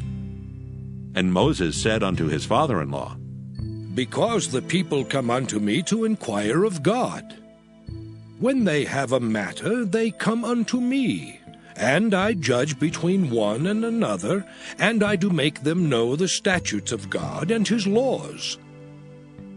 And Moses' father-in-law said unto him, The thing that thou doest is not good. Thou wilt surely wear away both thou and this people that is with thee. For this thing is too heavy for thee. Thou art not able to perform it thyself alone. Hearken now unto my voice. I will give thee counsel, and God shall be with thee. Be thou for the people to Godward, that thou mayest bring the causes unto God. And thou shalt teach them ordinances and laws, and shalt show them the way wherein they must walk, and the work that they must do. Moreover, thou shalt provide out of all the people able men such as fear God, men of truth, hating covetousness, and place such over them to be rulers of thousands, and rulers of hundreds, rulers of 50s, and rulers of 10s. And let them judge the people at all seasons. And it shall be that every great matter they shall bring unto thee, but every small matter they shall judge. So shall it be easier for thyself, and they shall bear the burden with thee. If thou shalt do this thing, and God command thee so, then thou shalt be able to endure, and all this people shall also go to their place in peace. So Moses hearkened to the voice of his father-in-law, and did all that he had said. And Moses chose able men out of all Israel, and made them heads over the people, rulers of thousands, rulers of hundreds, rulers of 50s, and rulers of 10s. And they judged the people at all seasons. The hard causes they brought unto Moses, but every small matter they judged themselves. And Moses let his father-in-law depart, and he went his way into his own land. Exodus chapter 19. In the 3rd month, when the children of Israel were gone forth out of the land of Egypt, the same day came they into the wilderness of Sinai. For they were departed from Rephidim, and were come to the desert of Sinai, and had pitched in the wilderness. And there Israel camped before the mount. And Moses went up unto God, and the Lord called unto him out of the mountain, saying, Thus shalt thou say to the house of Jacob, and tell the children of Israel, Ye have seen what I did unto the Egyptians, and how I bare you on eagle's wings, and brought you unto myself. Now therefore, if ye will obey my voice indeed, and keep my covenant, then ye shall be a peculiar treasure unto me above all people, for all the earth is mine. And ye shall be unto me a kingdom of priests, and an holy nation. These are the words which thou shalt speak unto the children of Israel. And Moses came and called for the elders of the people, and laid before their faces all these words which the Lord commanded him. And all the people answered together and said, All that the Lord hath spoken, we will do. And Moses returned the words of the people unto the Lord. And the Lord said unto Moses, Lo, I come unto thee in a thick cloud, that the people may hear when I speak with thee, and believe thee forever. And Moses told the words of the people unto the Lord. And the Lord said unto Moses, Go unto the people, and sanctify them today and tomorrow, and let them wash their clothes, and be ready against the 3rd day. For the 3rd day the Lord will come down in the sight of all the people upon Mount Sinai. And thou shalt set bounds unto the people round about, saying, Take heed to yourselves that ye go not up into the mount, or touch the border of it. Whosoever toucheth the mount shall be surely put to death. There shall not an hand touch it, but he shall surely be stoned or shot through. Whether it be beast or man, it shall not live. When the trumpet soundeth long, they shall come up to the mount. And Moses went down from the mount unto the people, and sanctified the people, and they washed their clothes. And he said unto the people, Be ready against the third day, come not at your wives. And it came to pass on the third day in the morning that there were thunders and lightnings, and a thick cloud upon the mount, and the voice of the trumpet exceeding loud, so that all the people that was in the camp trembled. And Moses brought forth the people out of the camp to meet with God, and they stood at the nether part of the mount. And Mount Sinai was altogether on a smoke, because the Lord descended upon it in fire. And the smoke thereof ascended as the smoke of a furnace, and the whole mount quaked greatly. And when the voice of the trumpet sounded long, and waxed louder and louder, Moses spake, and God answered him by a voice. And the Lord came down upon Mount Sinai on the top of the mount. And the Lord called Moses up to the top of the mount, and Moses went up. And the Lord said unto Moses, Go down, charge the people, lest they break through unto the Lord to gaze, and many of them perish. And let the priests also, which come near to the Lord, sanctify themselves, lest the Lord break forth upon them.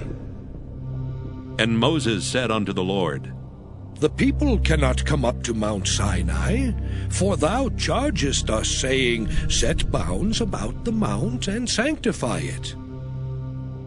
And the Lord said unto him, Away, get thee down, and thou shalt come up, thou and Aaron with thee. But let not the priests and the people break through to come up unto the Lord, lest he break forth upon them. So Moses went down unto the people, and spake unto them. Exodus chapter 20. And God spake all these words, saying, I am the Lord thy God, which have brought thee out of the land of Egypt, out of the house of bondage. Thou shalt have no other gods before me. Thou shalt not make unto thee any graven image, or any likeness of anything that is in heaven above, or that is in the earth beneath, or that is in the water under the earth.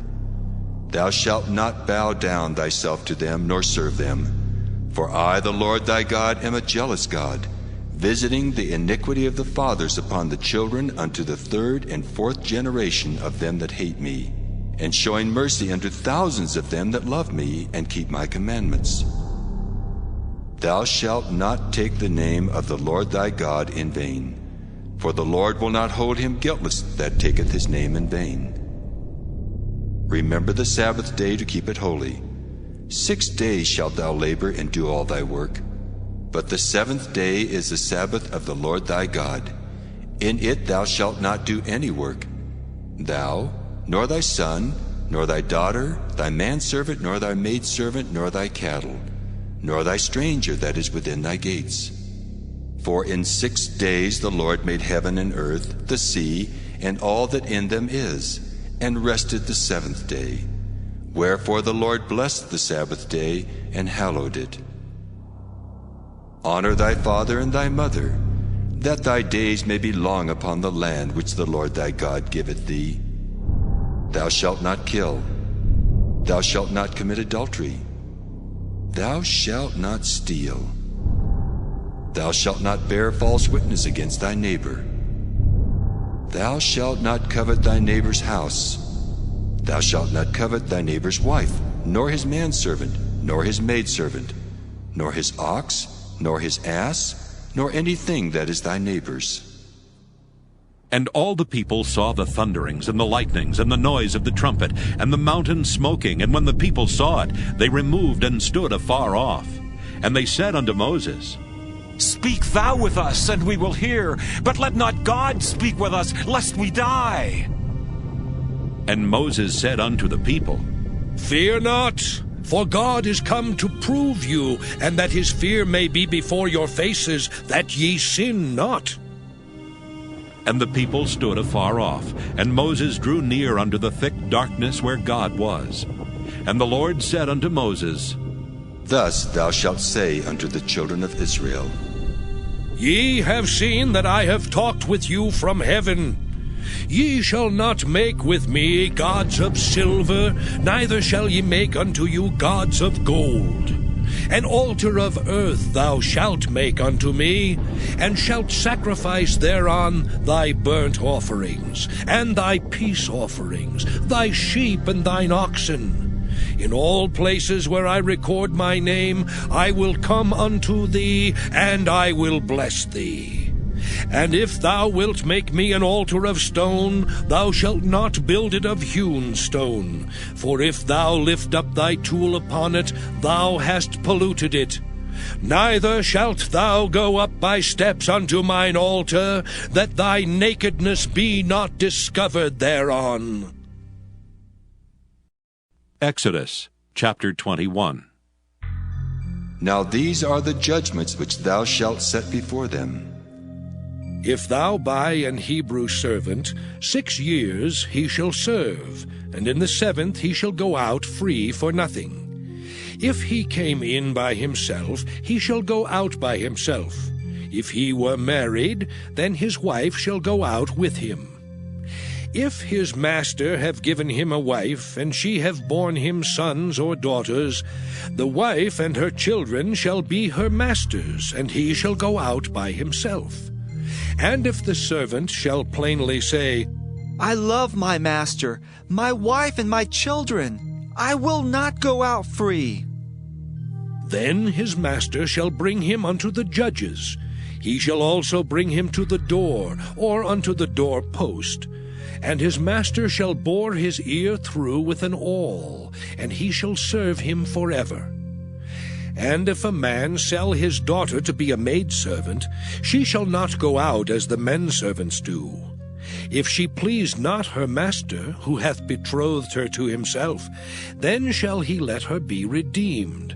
To sell her unto a strange nation he shall have no power, seeing he hath dealt deceitfully with her. And if he have betrothed her unto his son, he shall deal with her after the manner of daughters. If he take him another wife, her food, her raiment, and her duty of marriage shall he not diminish. And if he do not these 3 unto her, then shall she go out free without money. He that smiteth a man so that he die shall be surely put to death. And if a man lie not in wait, but God deliver him into his hand, then I will appoint thee a place whither he shall flee. But if a man come presumptuously upon his neighbor, to slay him with guile, thou shalt take him from mine altar, that he may die. And he that smiteth his father or his mother shall be surely put to death. And he that stealeth a man and selleth him, or if he be found in his hand, he shall surely be put to death. And he that curseth his father or his mother shall surely be put to death. And if men strive together, and one smite another with a stone, or with his fist, and he die not, but keepeth his bed, if he rise again, and walk abroad upon his staff, then shall he that smote him be quit.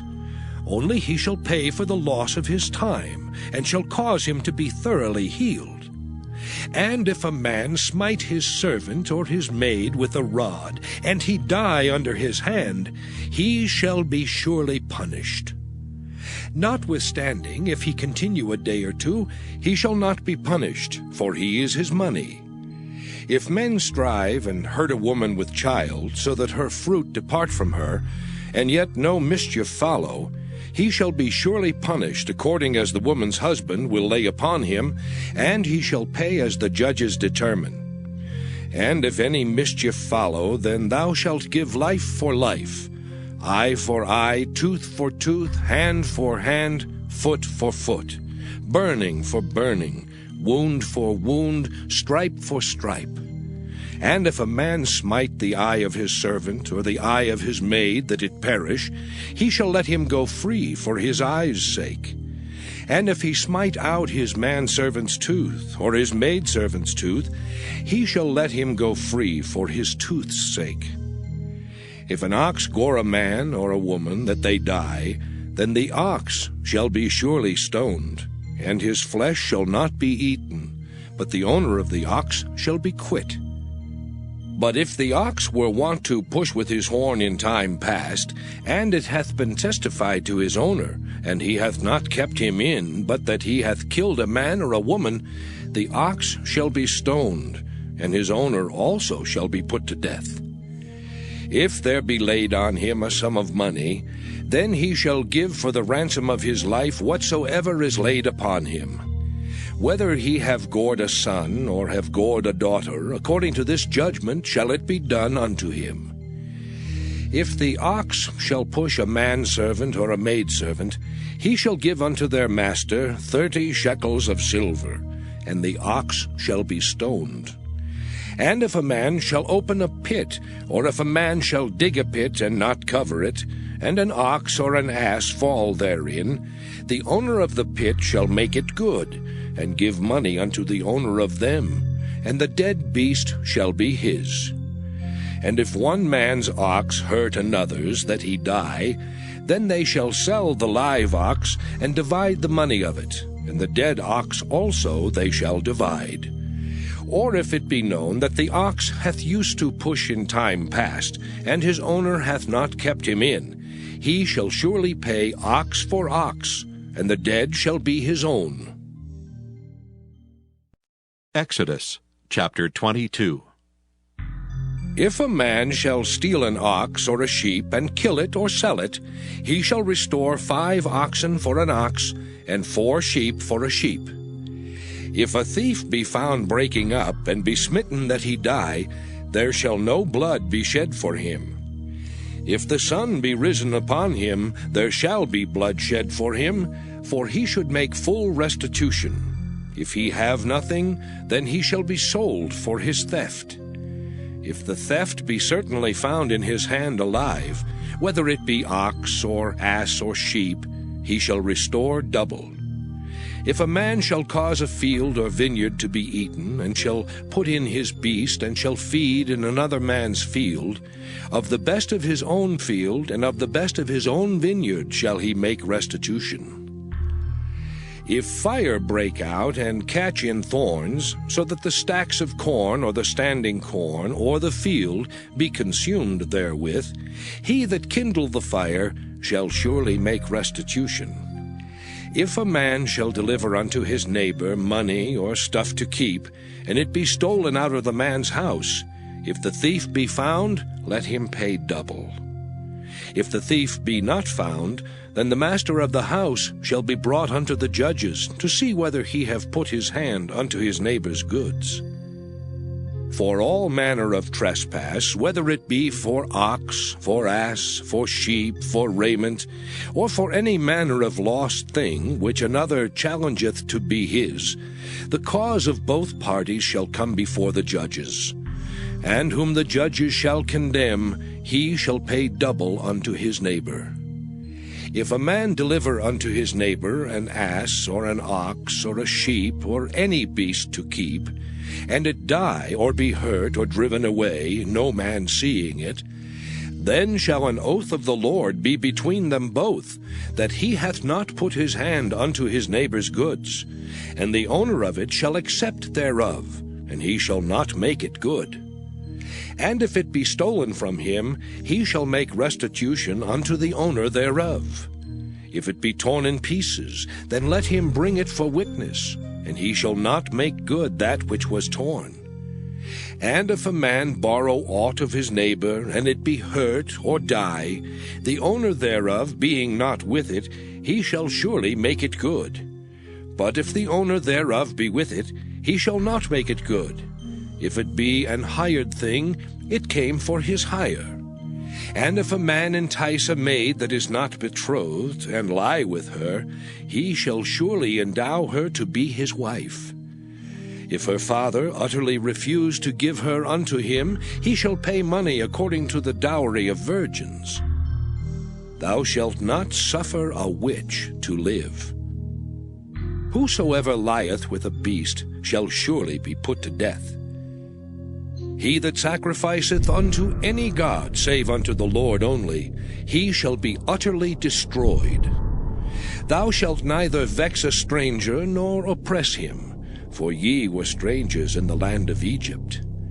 Ye shall not afflict any widow or fatherless child. If thou afflict them in any wise, and they cry at all unto me, I will surely hear their cry. And my wrath shall wax hot, and I will kill you with the sword, and your wives shall be widows, and your children fatherless. If thou lend money to any of my people that is poor by thee, thou shalt not be to him as an usurer, neither shalt thou lay upon him usury. If thou at all take thy neighbor's raiment to pledge, thou shalt deliver it unto him by that the sun goeth down. For that is his covering only, it is his raiment for his skin. Wherein shall he sleep? And it shall come to pass, when he crieth unto me, that I will hear, for I am gracious. Thou shalt not revile the gods, nor curse the ruler of thy people. Thou shalt not delay to offer the first of thy ripe fruits and of thy liquors. The firstborn of thy sons shalt thou give unto me. Likewise shalt thou do with thine oxen and with thy sheep. 7 days it shall be with his dam. On the 8th day thou shalt give it me. And ye shall be holy men unto me. Neither shall ye eat any flesh that is torn of beasts in the field. Ye shall cast it to the dogs. Exodus chapter 23. Thou shalt not raise a false report. Put not thine hand with the wicked to be an unrighteous witness. Thou shalt not follow a multitude to do evil, neither shalt thou speak in a cause to decline after many to wrest judgment. Neither shalt thou countenance a poor man in his cause. If thou meet thine enemy's ox or his ass going astray, thou shalt surely bring it back to him again. If thou see the ass of him that hateth thee lying under his burden, and wouldest forbear to help him, thou shalt surely help with him. Thou shalt not wrest the judgment of thy poor in his cause. Keep thee far from a false matter, and the innocent and righteous slay thou not, for I will not justify the wicked. And thou shalt take no gift, for the gift blindeth the wise, and perverteth the words of the righteous. Also thou shalt not oppress a stranger, for ye know the heart of a stranger, seeing ye were strangers in the land of Egypt. And 6 years thou shalt sow thy land, and shalt gather in the fruits thereof. But the 7th year thou shalt let it rest and lie still, that the poor of thy people may eat, and what they leave the beasts of the field shall eat. In like manner thou shalt deal with thy vineyard and with thy oliveyard. 6 days thou shalt do thy work, and on the 7th day thou shalt rest. That thine ox and thine ass may rest, and the son of thy handmaid, and the stranger may be refreshed. And in all things that I have said unto you be circumspect. And make no mention of the name of other gods, neither let it be heard out of thy mouth. 3 times thou shalt keep a feast unto me in the year. Thou shalt keep the feast of unleavened bread. Thou shalt eat unleavened bread 7 days, as I commanded thee in the time appointed of the month Abib. For in it thou camest out from Egypt, and none shall appear before me empty. And the feast of harvest, the first fruits of thy labors, which thou hast sown in the field. And the feast of ingathering, which is in the end of the year, when thou hast gathered in thy labors out of the field. 3 times in the year all thy males shall appear before the Lord God. Thou shalt not offer the blood of my sacrifice with leavened bread, neither shall the fat of my sacrifice remain until the morning. The first of the firstfruits of thy land thou shalt bring into the house of the Lord thy God. Thou shalt not see the kid in his mother's milk. Behold, I send an angel before thee to keep thee in the way, and to bring thee into the place which I have prepared. Beware of him, and obey his voice. Provoke him not, for he will not pardon your transgressions, for my name is in him. But if thou shalt indeed obey his voice, and do all that I speak, then I will be an enemy unto thine enemies, and an adversary unto thine adversaries. For mine angel shall go before thee, and bring thee in unto the Amorites, and the Hittites, and the Perizzites, and the Canaanites, and Hivites, and the Jebusites, and I will cut them off. Thou shalt not bow down to their gods, nor serve them, nor do after their works. But thou shalt utterly overthrow them, and quite break down their images. And ye shall serve the Lord your God, and he shall bless thy bread and thy water, and I will take sickness away from the midst of thee. There shall nothing cast their young, nor be barren in thy land. The number of thy days I will fulfill. I will send my fear before thee, and will destroy all the people to whom thou shalt come, and I will make all thine enemies turn their backs unto thee. And I will send hornets before thee, which shall drive out the Hivite, the Canaanite, and the Hittite from before thee. I will not drive them out from before thee in 1 year, lest the land become desolate, and the beast of the field multiply against thee. By little and little I will drive them out from before thee, until thou be increased and inherit the land. And I will set thy bounds from the Red Sea even unto the sea of the Philistines, and from the desert unto the river. For I will deliver the inhabitants of the land into your hand, and thou shalt drive them out before thee. Thou shalt make no covenant with them, nor with their gods. They shall not dwell in thy land, lest they make thee sin against me. For if thou serve their gods, it will surely be a snare unto thee.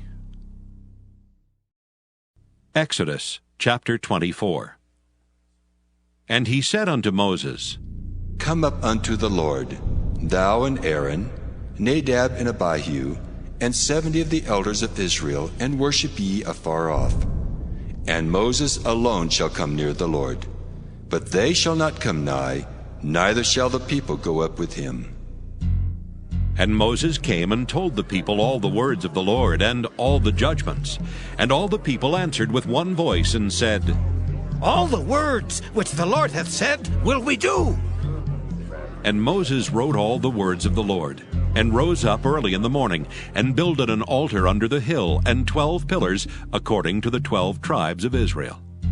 And he sent young men of the children of Israel, which offered burnt offerings, and sacrificed peace offerings of oxen unto the Lord.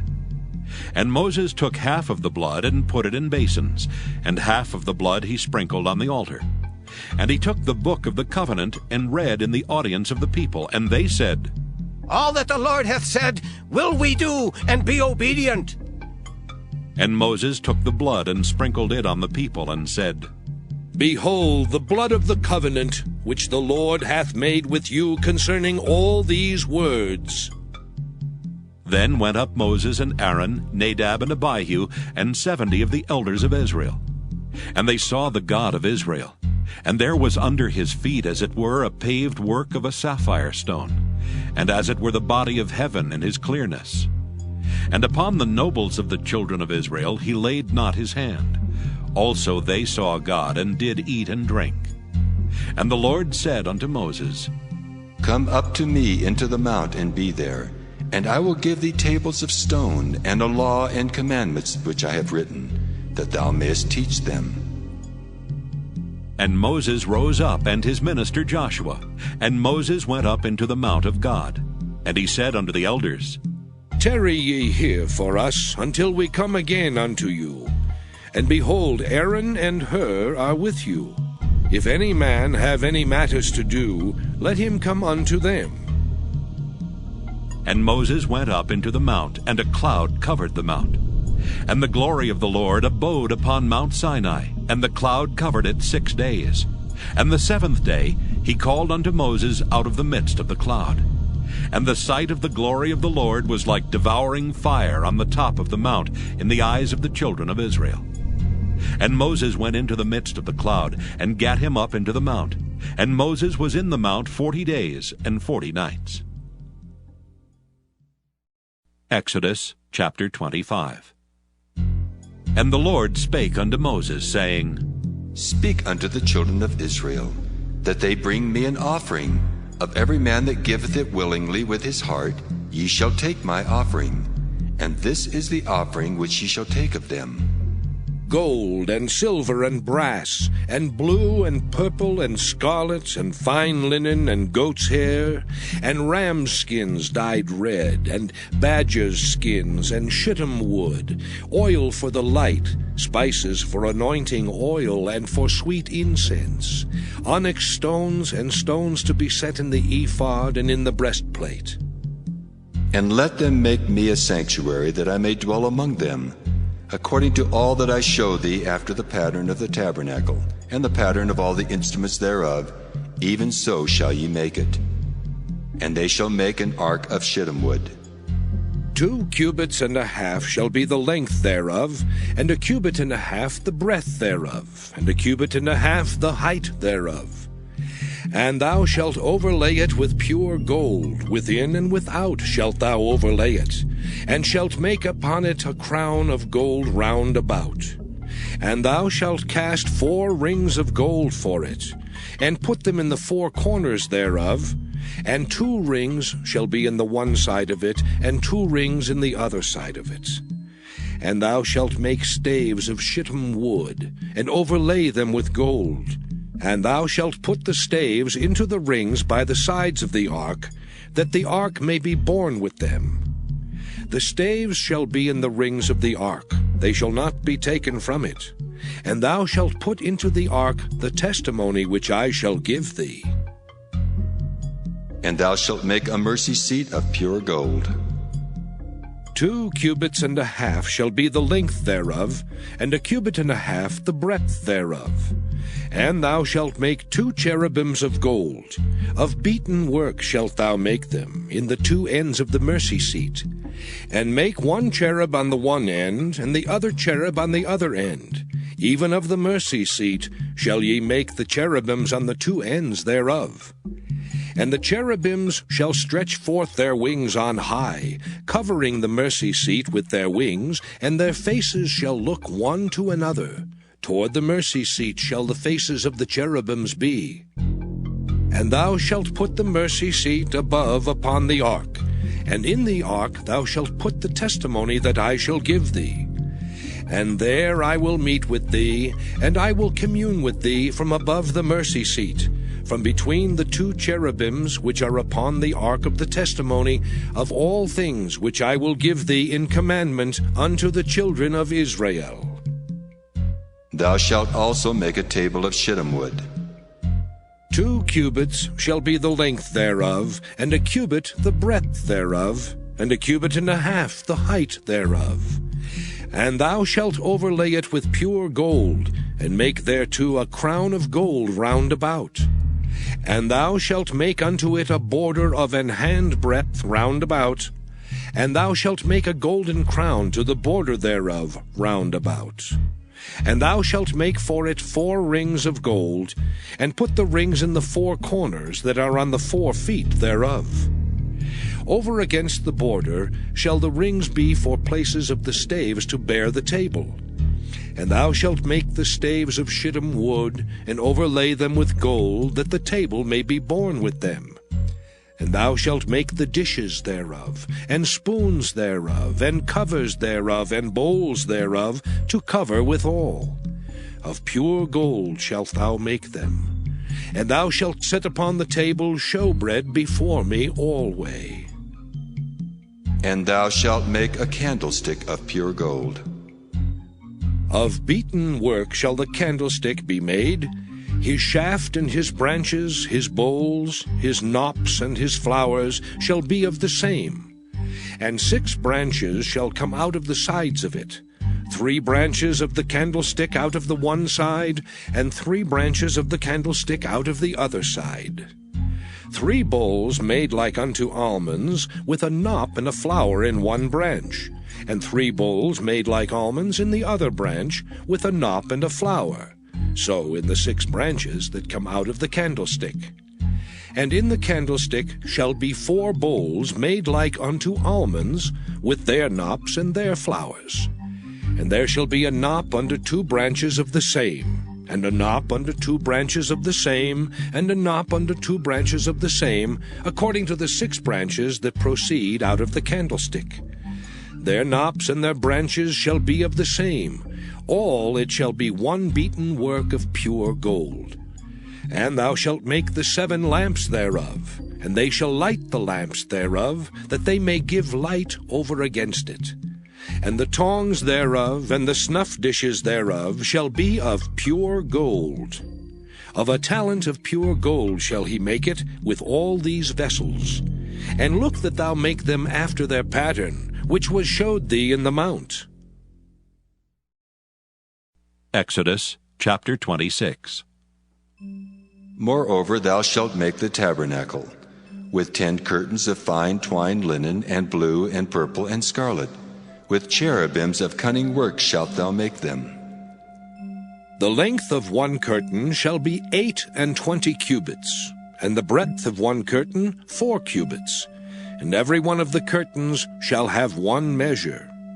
The 5 curtains shall be coupled together one to another, and other 5 curtains shall be coupled one to another.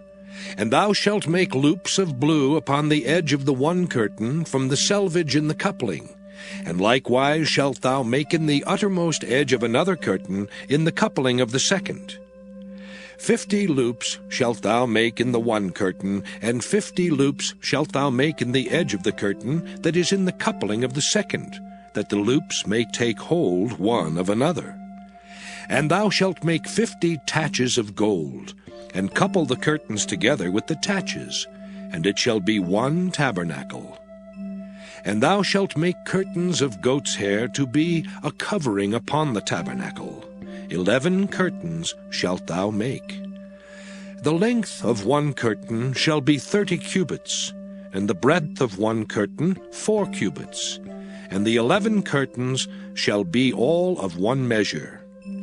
And thou shalt couple 5 curtains by themselves, and 6 curtains by themselves, and shalt double the 6th curtain in the forefront of the tabernacle. And thou shalt make 50 loops on the edge of the one curtain that is outmost in the coupling, and 50 loops in the edge of the curtain which coupleth the second. And thou shalt make 50 taches of brass, and put the taches into the loops, and couple the tent together, that it may be one. And the remnant that remaineth of the curtains of the tent, the half curtain that remaineth, shall hang over the backside of the tabernacle. And a cubit on the one side, and a cubit on the other side of that which remaineth in the length of the curtains of the tent, it shall hang over the sides of the tabernacle on this side and on that side, to cover it. And thou shalt make a covering for the tent of rams' skins dyed red, and a covering above of badgers' skins. And thou shalt make boards for the tabernacle of shittim wood standing up. 10 cubits shall be the length of a board, and a cubit and a half shall be the breadth of one board. 2 tenons shall there be in one board, set in order one against another. Thus shalt thou make for all the boards of the tabernacle. And thou shalt make the boards for the tabernacle, 20 boards on the south side southward. And thou shalt make 40 sockets of silver under the 20 boards, 2 sockets under one board for his 2 tenons, and 2 sockets under another board for his 2 tenons. And for the second side of the tabernacle, on the north side, there shall be 20 boards, and there 40 sockets of silver, 2 sockets under one board, and 2 sockets under another board. And for the sides of the tabernacle westward thou shalt make 6 boards, and 2 boards shalt thou make for the corners of the tabernacle in the 2 sides. And they shall be coupled together beneath, and they shall be coupled together above the head of it unto one ring. Thus shall it be for them both. They shall be for the 2 corners. And they shall be 8 boards, and their sockets of silver 16 sockets, 2 sockets under one board, and 2 sockets under another board. And thou shalt make bars of shittim wood, 5 for the boards of the one side of the tabernacle, and 5 bars for the boards of the other side of the tabernacle, and 5 bars for the boards of the side of the tabernacle for the 2 sides westward. And the middle bar in the midst of the boards shall reach from end to end. And thou shalt overlay the boards with gold, and make their rings of gold for places for the bars. And thou shalt overlay the bars with gold. And thou shalt rear up the tabernacle according to the fashion thereof which was showed thee in the mount. And thou shalt make a veil of blue and purple and scarlet and fine twined linen of cunning work. With cherubims shall it be made. And thou shalt hang it upon 4 pillars of shittim wood overlaid with gold. Their hooks shall be of gold upon the 4 sockets of silver. And thou shalt hang up the veil under the taches, that thou mayest bring in thither within the veil the ark of the testimony. And the veil shall divide unto you between the holy place and the most holy. And thou shalt put the mercy seat upon the ark of the testimony in the most holy place. And thou shalt set the table without the veil, and the candlestick over against the table on the side of the tabernacle toward the south. And thou shalt put the table on the north side. And thou shalt make an hanging for the door of the tent of blue and purple and scarlet and fine twined linen, wrought with needlework. And thou shalt make for the hanging 5 pillars of shittim wood, and overlay them with gold, and their hooks shall be of gold. And thou shalt cast 5 sockets of brass for them. Exodus chapter 27. And thou shalt make an altar of shittim wood, 5 cubits long and 5 cubits broad. The altar shall be 4 square, and the height thereof shall be 3 cubits. And thou shalt make the horns of it upon the 4 corners thereof. His horns shall be of the same, and thou shalt overlay it with brass. And thou shalt make his pans to receive his ashes, and his shovels, and his basins, and his flesh hooks, and his fire pans. All the vessels thereof thou shalt make of brass. And thou shalt make for it a grate of network of brass. And upon the net shalt thou make 4 brazen rings in the 4 corners thereof. And thou shalt put it under the compass of the altar beneath, that the net may be even to the midst of the altar. And thou shalt make staves for the altar, staves of shittim wood, and overlay them with brass. And the staves shall be put into the rings, and the staves shall be upon the 2 sides of the altar, to bear it. Hollow with boards shalt thou make it, as it was showed thee in the mount, so shall they make it. And thou shalt make the court of the tabernacle. For the south side southward there shall be hangings for the court of fine twined linen of 100 cubits long for one side. And the 20 pillars thereof and their 20 sockets shall be of brass. The hooks of the pillars and their fillets shall be of silver. And likewise for the north side in length there shall be hangings of 100 cubits long, and his 20 pillars and their 20 sockets of brass. The hooks of the pillars and their fillets of silver. And for the breadth of the court on the west side shall be hangings of 50 cubits, their pillars 10, and their sockets 10. And the breadth of the court on the east side eastward shall be 50 cubits. The hangings of one side of the gate shall be 15 cubits, their pillars 3, and their sockets 3. And on the other side shall be hangings 15 cubits, their pillars 3, and their sockets 3. And for the gate of the court shall be an hanging of 20 cubits, of blue and purple and scarlet and fine twined linen, wrought with needlework. And their pillars shall be 4, and their sockets 4. All the pillars round about the court shall be filleted with silver. Their hooks shall be of silver, and their sockets of brass. The length of the court shall be 100 cubits, and the breadth 50 everywhere, and the height 5 cubits of fine twined linen, and their sockets of brass. All the vessels of the tabernacle in all the service thereof, and all the pins thereof, and all the pins of the court shall be of brass.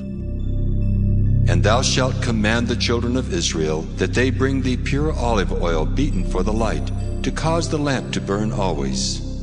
In the tabernacle of the congregation without the veil, which is before the testimony, Aaron and his sons shall order it from evening to morning before the Lord. It shall be a statute forever unto their generations on the behalf of the children of Israel. Exodus chapter 28. And take thou unto thee Aaron thy brother and his sons with him from among the children of Israel, that he may minister unto me in the priest's office. Even Aaron, Nadab and Abihu, Eleazar and Ithamar, Aaron's sons. And thou shalt make holy garments for Aaron thy brother for glory and for beauty. And thou shalt speak unto all that are wise-hearted, whom I have filled with the spirit of wisdom, that they may make Aaron's garments to consecrate him, that he may minister unto me in the priest's office. And these are the garments which they shall make: a breastplate, and an ephod, and a robe, and a broidered coat, a mitre, and a girdle. And they shall make holy garments for Aaron thy brother and his sons, that he may minister unto me in the priest's office. And they shall take gold, and blue, and purple, and scarlet, and fine linen. And they shall make the ephod of gold, of blue, and of purple, of scarlet, and fine twined linen, with cunning work. It shall have the 2 shoulder pieces thereof joined at the 2 edges thereof, and so it shall be joined together. And the curious girdle of the ephod, which is upon it, shall be of the same, according to the work thereof, even of gold, of blue, and purple, and scarlet, and fine twined linen. And thou shalt take 2 onyx stones, and grave on them the names of the children of Israel, 6 of their names on one stone, and the other 6 names of the rest on the other stone, according to their birth. With the work of an engraver in stone, like the engravings of a signet, shalt thou engrave the 2 stones with the names of the children of Israel. Thou shalt make them to be set in ouches of gold. And thou shalt put the 2 stones upon the shoulders of the ephod for stones of memorial unto the children of Israel. And Aaron shall bear their names before the Lord upon his 2 shoulders for a memorial. And thou shalt make ouches of gold, and 2 chains of pure gold at the ends. Of wreathen work shalt thou make them, and fasten the wreathen chains to the ouches. And thou shalt make the breastplate of judgment with cunning work. After the work of the ephod thou shalt make it. Of gold, of blue, and of purple, and of scarlet, and of fine twined linen shalt thou make it. 4 square it shall be, being doubled. A span shall be the length thereof, and a span shall be the breadth thereof. And thou shalt set it in settings of stones, even 4 rows of stones. The first row shall be a sardius, a topaz, and a carbuncle. This shall be the first row. And the second row shall be an emerald, a sapphire, and a diamond. And the third row a ligure, an agate, and an amethyst. And the 4th row a beryl, and an onyx, and a jasper. They shall be set in gold in their enclosings. And the stones shall be with the names of the children of Israel, 12, according to their names, like the engravings of a signet. Every one with his name shall they be according to the 12 tribes. And thou shalt make upon the breastplate chains at the ends of wreathen work of pure gold. And thou shalt make upon the breastplate 2 rings of gold, and shalt put the 2 rings on the 2 ends of the breastplate. And thou shalt put the 2 wreathen chains of gold in the 2 rings which are on the ends of the breastplate. And the other 2 ends of the 2 wreathen chains thou shalt fasten in the 2 ouches, and put them on the shoulder pieces of the ephod before it. And thou shalt make 2 rings of gold, and thou shalt put them upon the 2 ends of the breastplate in the border thereof, which is in the side of the ephod inward. And 2 other rings of gold thou shalt make, and shalt put them on the 2 sides of the ephod underneath, toward the forepart thereof, over against the other coupling thereof, above the curious girdle of the ephod. And they shall bind the breastplate by the rings thereof unto the rings of the ephod with a lace of blue, that it may be above the curious girdle of the ephod, and that the breastplate be not loosed from the ephod.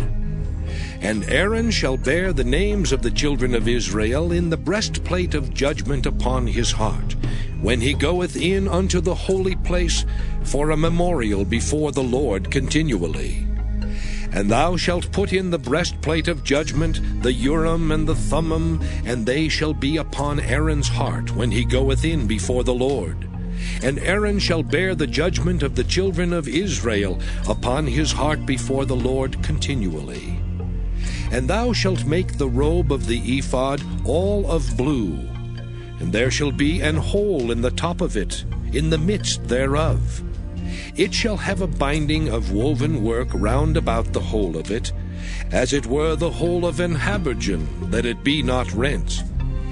And beneath upon the hem of it thou shalt make pomegranates of blue, and of purple, and of scarlet, round about the hem thereof, and bells of gold between them round about.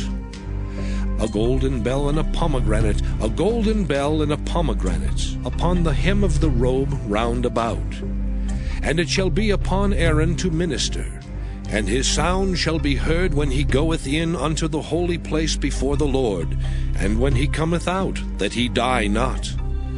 And thou shalt make a plate of pure gold, and grave upon it, like the engravings of a signet, Holiness to the Lord. And thou shalt put it on a blue lace, that it may be upon the mitre, upon the forefront of the mitre it shall be.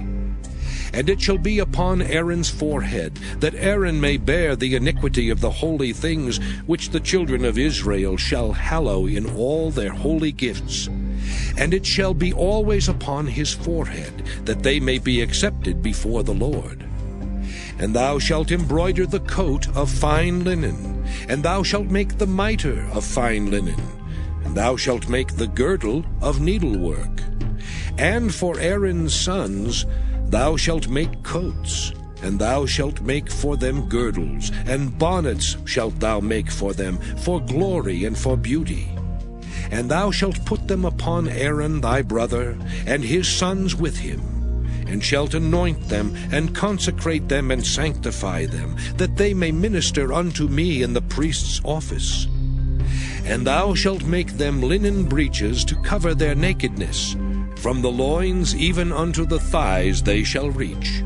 And they shall be upon Aaron and upon his sons when they come in unto the tabernacle of the congregation, or when they come near unto the altar to minister in the holy place, that they bear not iniquity and die.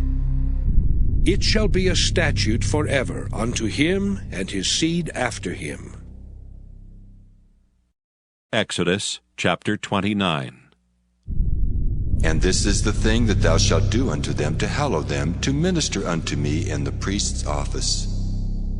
Take 1 young bullock and 2 rams without blemish, and unleavened bread, and cakes unleavened, tempered with oil, and wafers unleavened, anointed with oil. Of wheaten flour shalt thou make them. And thou shalt put them into 1 basket, and bring them in the basket with the bullock and the 2 rams. And Aaron and his sons thou shalt bring unto the door of the tabernacle of the congregation, and shalt wash them with water. And thou shalt take the garments, and put upon Aaron the coat, and the robe of the ephod, and the breastplate, and gird him with the curious girdle of the ephod. And thou shalt put the mitre upon his head, and put the holy crown upon the mitre.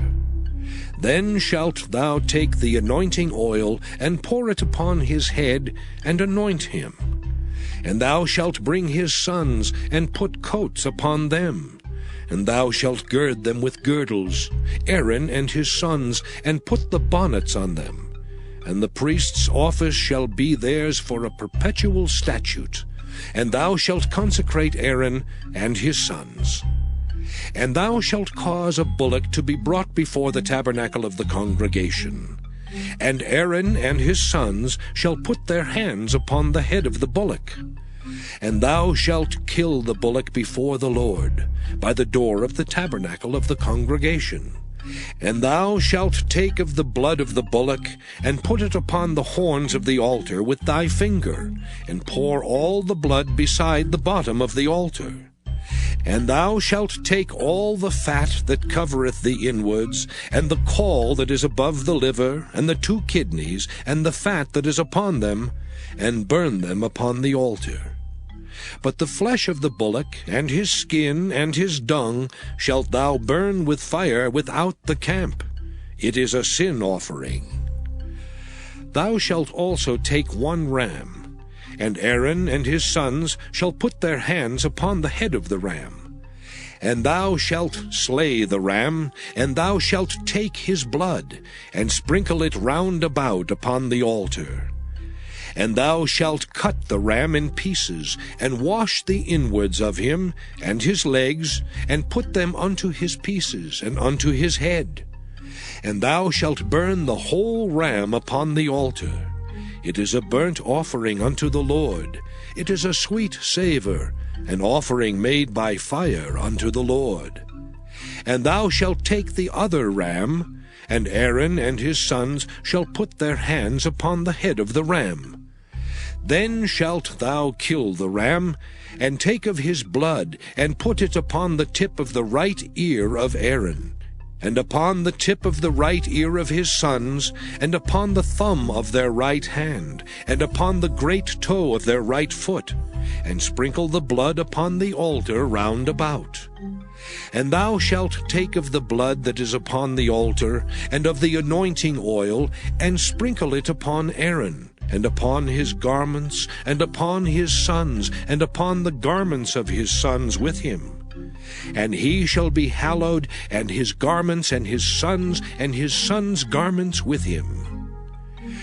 Also thou shalt take of the ram the fat and the rump, and the fat that covereth the inwards, and the caul above the liver, and the 2 kidneys, and the fat that is upon them, and the right shoulder, for it is a ram of consecration. And 1 loaf of bread, and 1 cake of oiled bread, and 1 wafer out of the basket of the unleavened bread that is before the Lord. And thou shalt put all in the hands of Aaron, and in the hands of his sons, and shalt wave them for a wave offering before the Lord. And thou shalt receive them of their hands, and burn them upon the altar for a burnt offering, for a sweet savour before the Lord. It is an offering made by fire unto the Lord. And thou shalt take the breast of the ram of Aaron's consecration, and wave it for a wave offering before the Lord, and it shall be thy part. And thou shalt sanctify the breast of the wave offering, and the shoulder of the heave offering, which is waved and which is heaved up, of the ram of the consecration, even of that which is for Aaron, and of that which is for his sons. And it shall be Aaron's and his sons by a statute forever from the children of Israel. For it is an heave offering, and it shall be an heave offering from the children of Israel of the sacrifice of their peace offerings, even their heave offering unto the Lord. And the holy garments of Aaron shall be his sons after him, to be anointed therein and to be consecrated in them. And that son that is priest in his stead shall put them on 7 days, when he cometh into the tabernacle of the congregation to minister in the holy place. And thou shalt take the ram of the consecration, and seethe his flesh in the holy place. And Aaron and his sons shall eat the flesh of the ram, and the bread that is in the basket by the door of the tabernacle of the congregation. And they shall eat those things wherewith the atonement was made, to consecrate and to sanctify them. But a stranger shall not eat thereof, because they are holy. And if aught of the flesh of the consecrations, or of the bread, remain unto the morning, then thou shalt burn the remainder with fire. It shall not be eaten, because it is holy. And thus shalt thou do unto Aaron, and to his sons according to all things which I have commanded thee.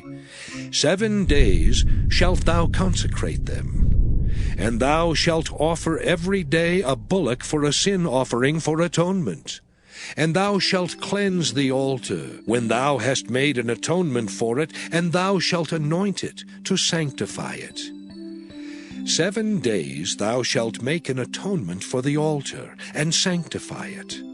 And it shall be an altar most holy. Whatsoever toucheth the altar shall be holy. Now this is that which thou shalt offer upon the altar, 2 lambs of the first year, day by day, continually. The 1 lamb thou shalt offer in the morning, and the other lamb thou shalt offer at even. And with the 1 lamb 1/10 deal of flour mingled with the 4th part of an hin of beaten oil, and the 4th part of an hin of wine for a drink offering. And the other lamb thou shalt offer at even, and shalt do thereto according to the meat offering of the morning, and according to the drink offering thereof, for a sweet savour, an offering made by fire unto the Lord. This shall be a continual burnt offering throughout your generations, at the door of the tabernacle of the congregation before the Lord, where I will meet you to speak there unto thee. And there I will meet with the children of Israel, and the tabernacle shall be sanctified by my glory. And I will sanctify the tabernacle of the congregation and the altar. I will sanctify also both Aaron and his sons to minister to me in the priest's office. And I will dwell among the children of Israel, and will be their God. And they shall know that I am the Lord their God, that brought them forth out of the land of Egypt, that I may dwell among them. I am the Lord their God. Exodus chapter 30. And thou shalt make an altar to burn incense upon. Of shittim wood shalt thou make it.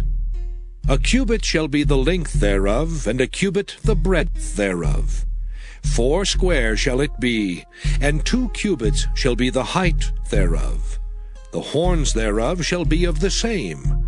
And thou shalt overlay it with pure gold, the top thereof, and the sides thereof round about, and the horns thereof, and thou shalt make unto it a crown of gold round about.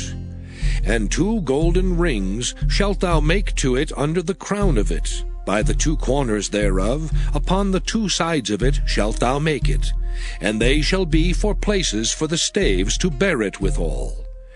And thou shalt make the staves of shittim wood, and overlay them with gold. And thou shalt put it before the veil that is by the ark of the testimony, before the mercy seat that is over the testimony, where I will meet with thee. And Aaron shall burn thereon sweet incense every morning. When he dresseth the lamps, he shall burn incense upon it. And when Aaron lighteth the lamps at even, he shall burn incense upon it, a perpetual incense before the Lord throughout your generations.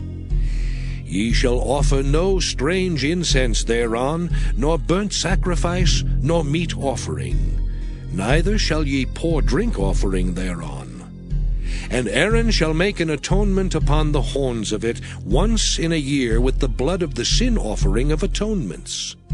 Once in the year shall he make atonement upon it throughout your generations. It is most holy unto the Lord. And the Lord spake unto Moses, saying, When thou takest the sum of the children of Israel after their number, then shall they give every man a ransom for his soul unto the Lord, when thou numberest them. that there be no plague among them when thou numberest them. This they shall give every one that passeth among them that are numbered, half a shekel after the shekel of the sanctuary. A shekel is 20 gerahs, and half shekel shall be the offering of the Lord. Every one that passeth among them that are numbered, from 20 years old and above, shall give an offering unto the Lord. The rich shall not give more, and the poor shall not give less than half a shekel when they give an offering unto the Lord, to make an atonement for your souls. And thou shalt take the atonement money of the children of Israel, and shalt appoint it for the service of the tabernacle of the congregation, that it may be a memorial unto the children of Israel before the Lord, to make an atonement for your souls. And the Lord spake unto Moses, saying, Thou shalt also make a laver of brass, and his foot also of brass to wash withal. And thou shalt put it between the tabernacle of the congregation and the altar, and thou shalt put water therein.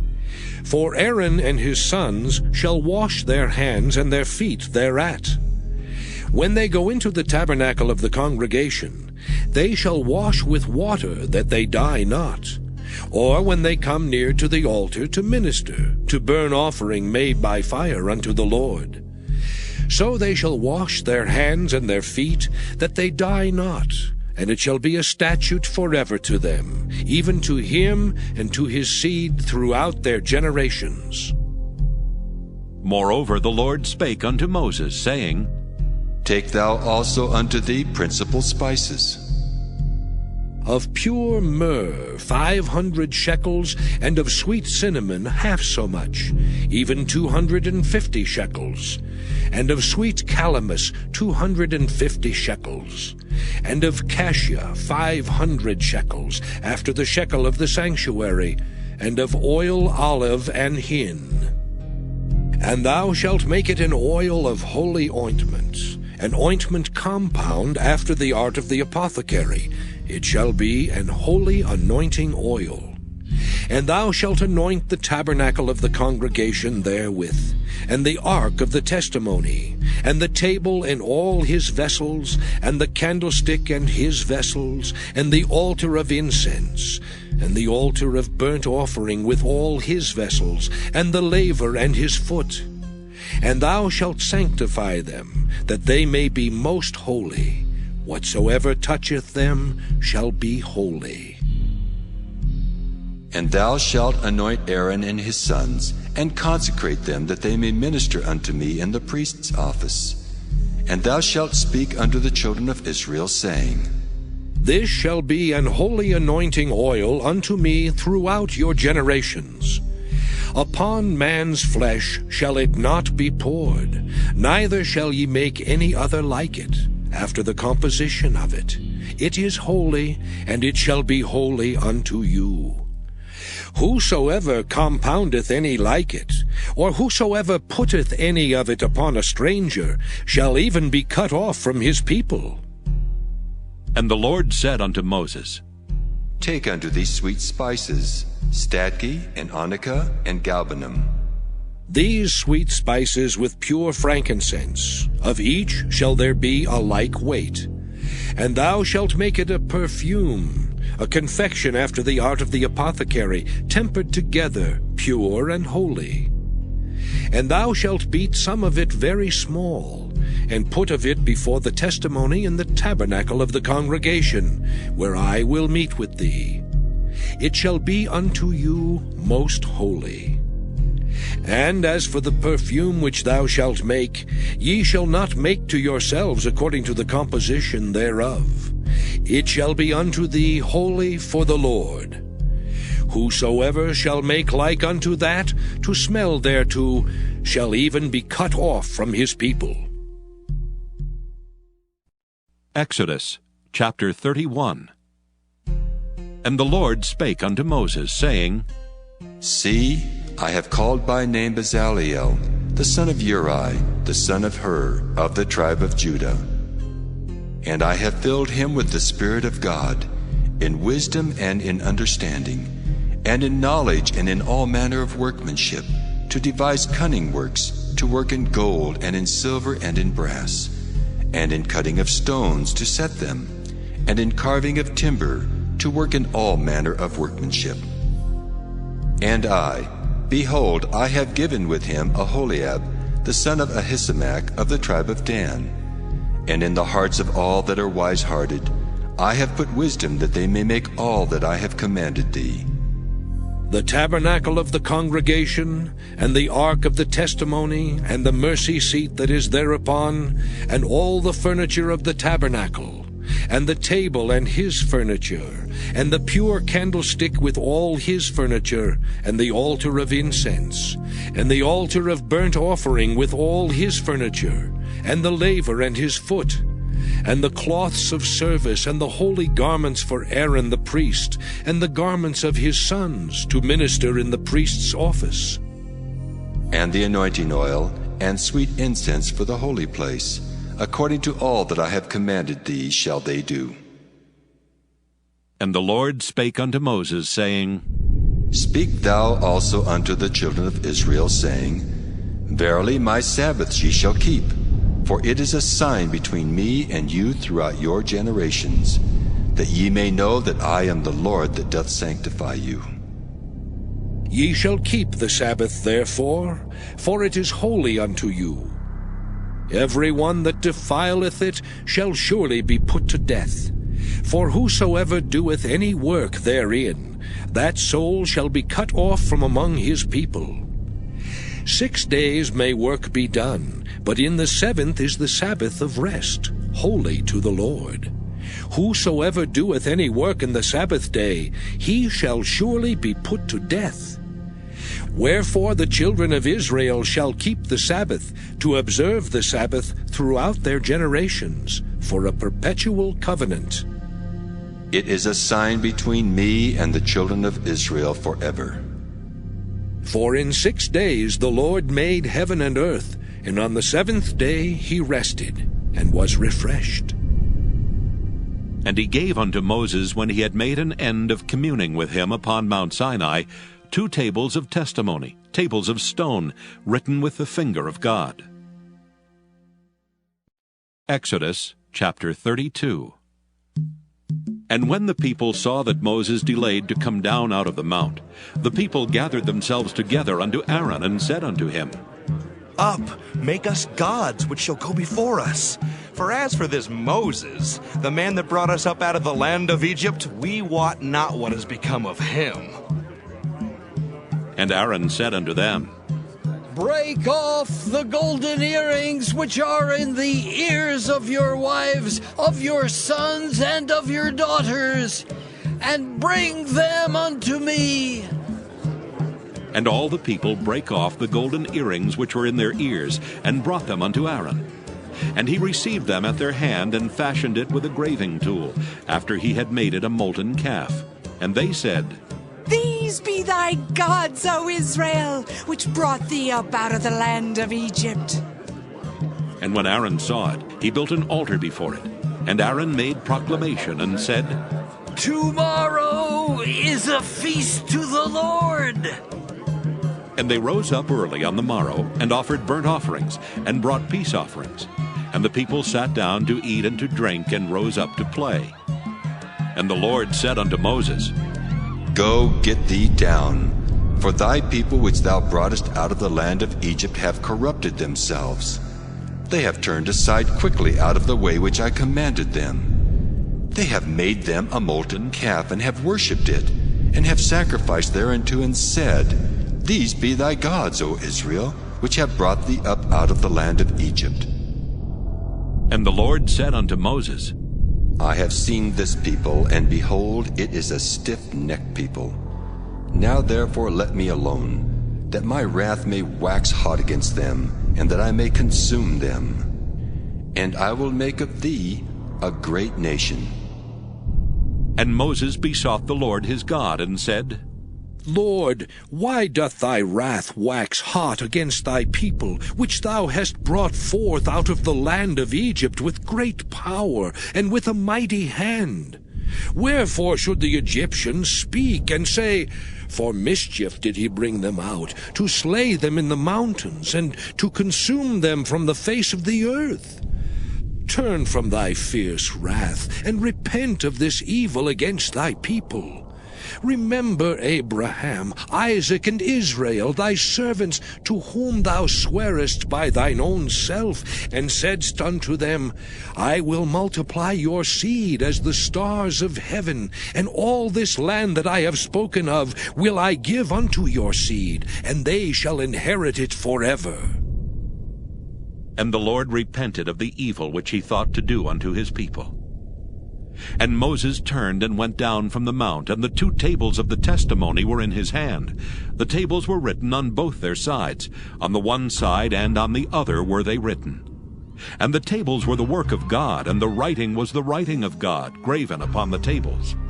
And when Joshua heard the noise of the people as they shouted, he said unto Moses, There is a noise of war in the camp.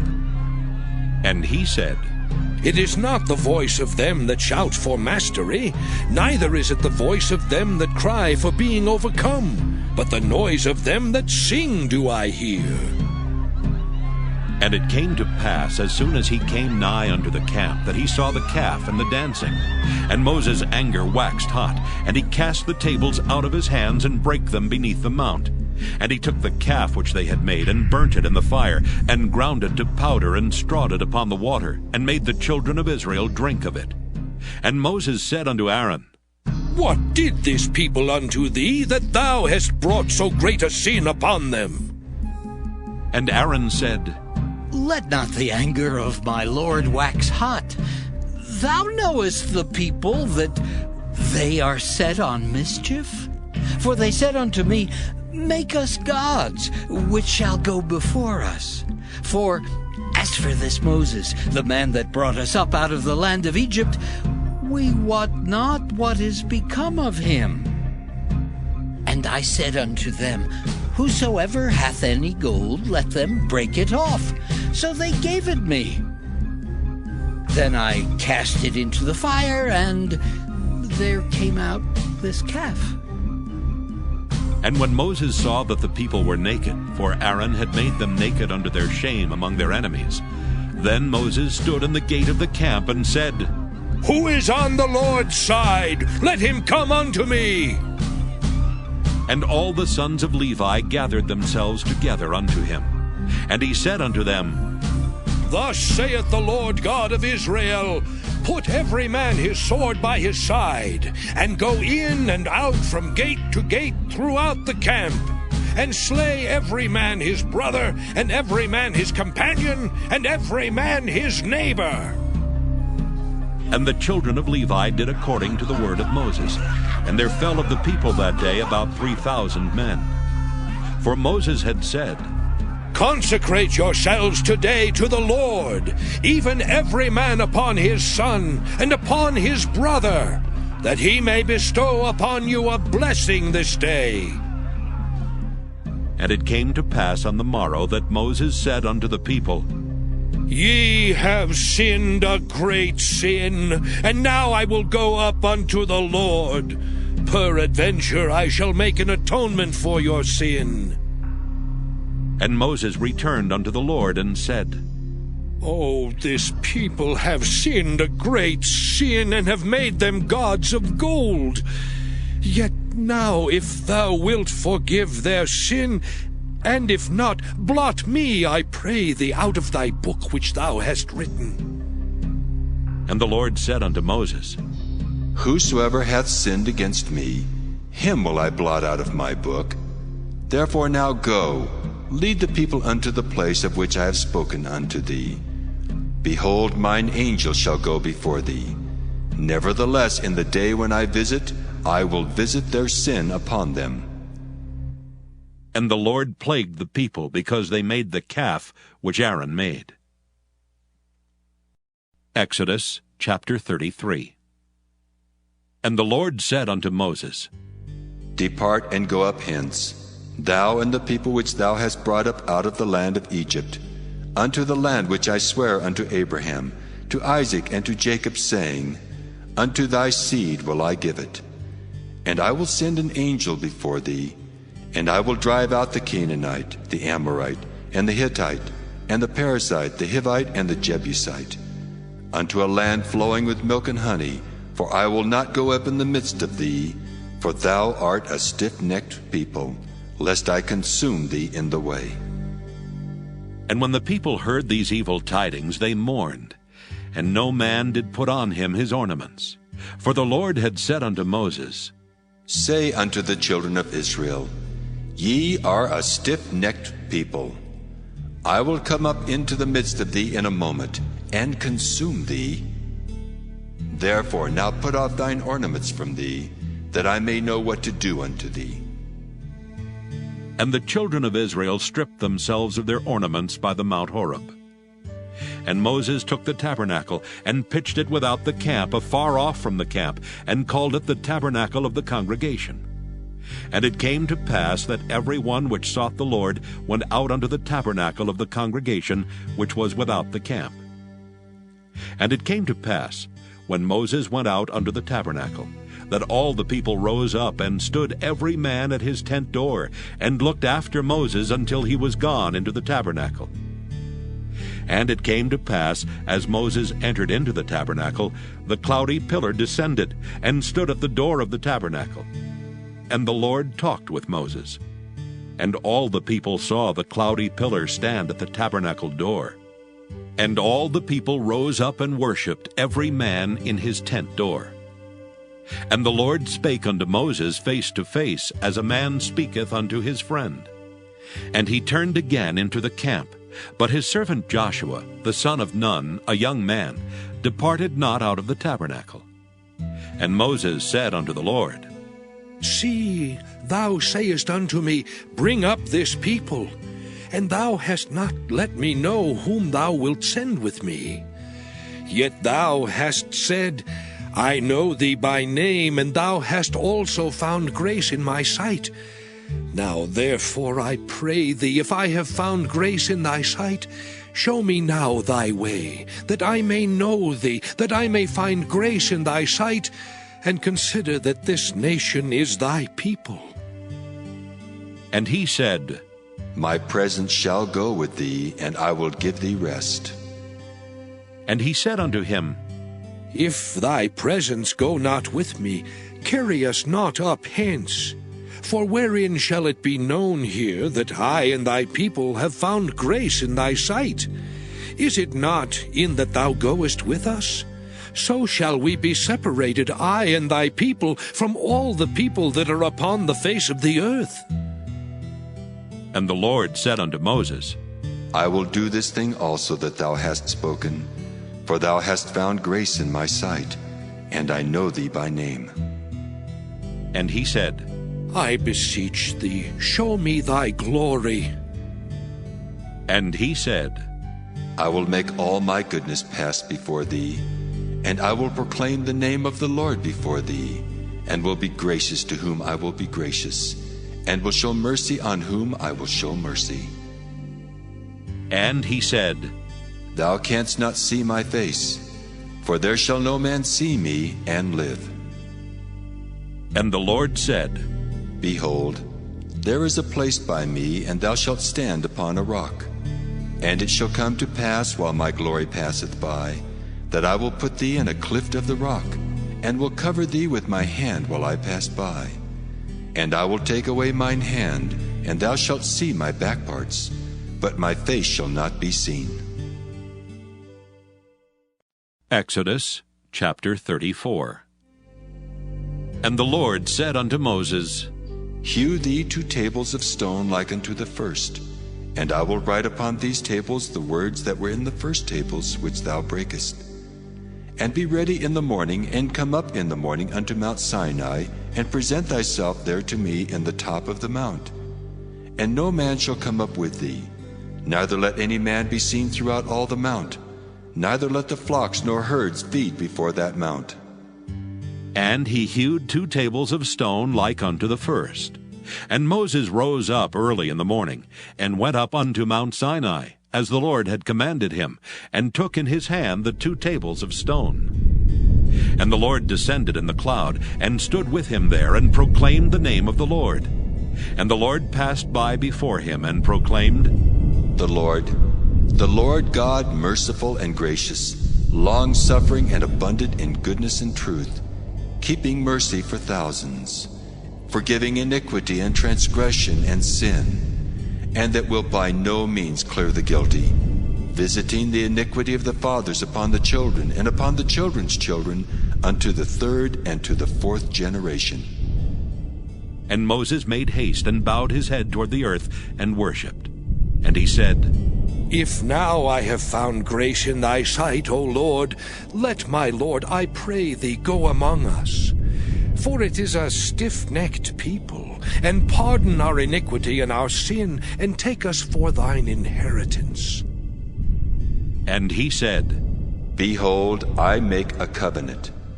Before all thy people I will do marvels such as have not been done in all the earth, nor in any nation. And all the people among which thou art shall see the work of the Lord.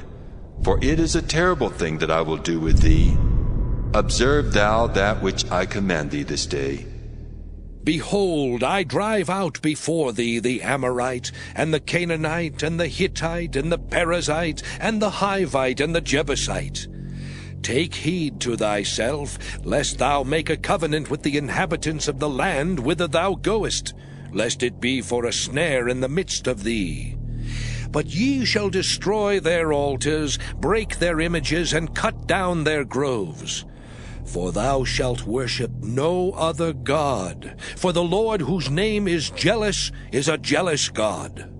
Lest thou make a covenant with the inhabitants of the land, and they go a-whoring after their gods, and do sacrifice unto their gods, and one call thee, and thou eat of his sacrifice.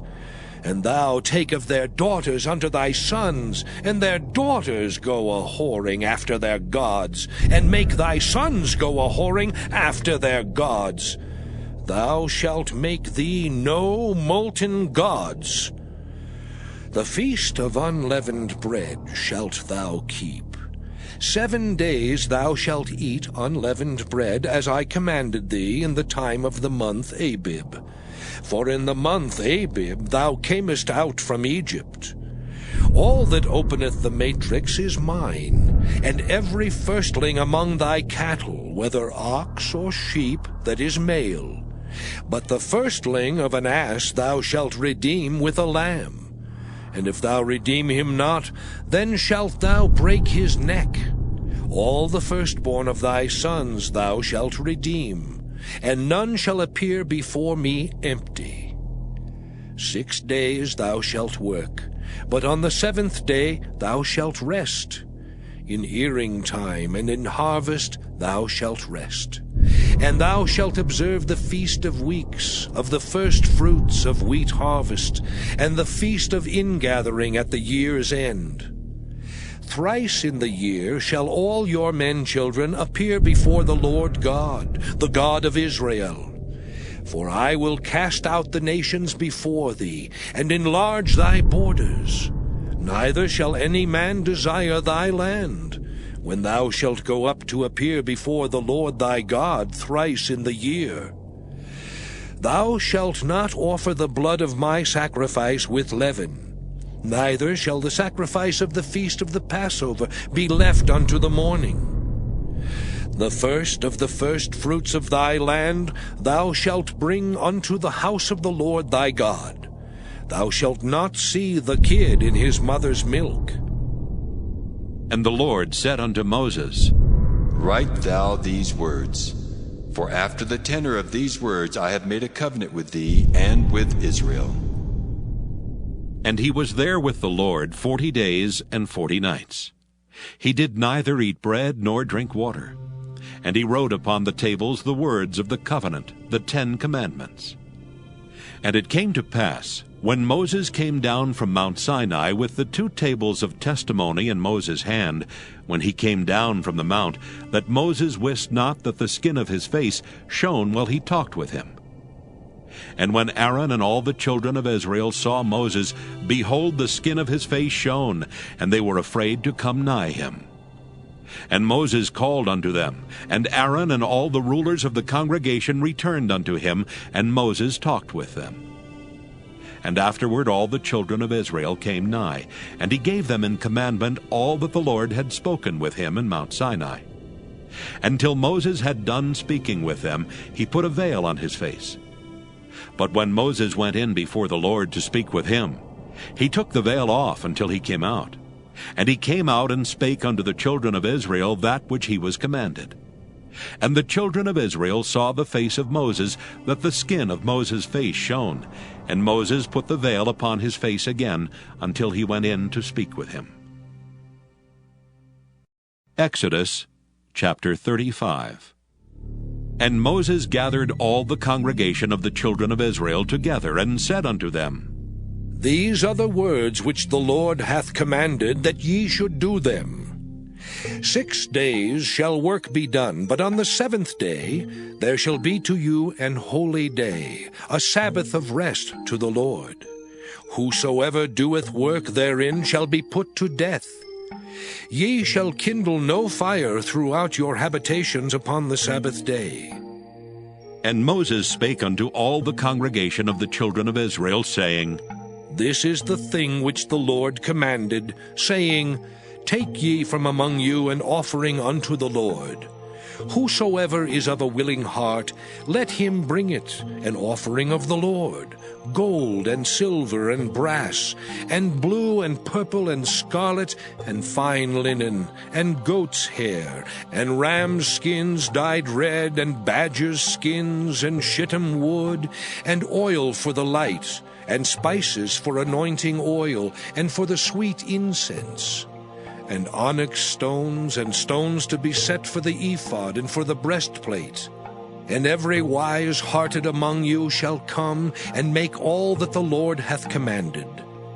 The tabernacle, his tent and his covering, his taches and his boards, his bars, his pillars and his sockets, the ark and the staves thereof with the mercy seat and the veil of the covering, the table and his staves, and all his vessels and the showbread, the candlestick also for the light, and his furniture, and his lamps with the oil for the light, and the incense altar, and his staves, and the anointing oil, and the sweet incense, and the hanging for the door at the entering in of the tabernacle, the altar of burnt offering with his brazen grate, his staves and all his vessels, the laver and his foot, the hangings of the court, his pillars and their sockets, and the hanging for the door of the court, the pins of the tabernacle and the pins of the court and their cords, the cloths of service to do service in the holy place,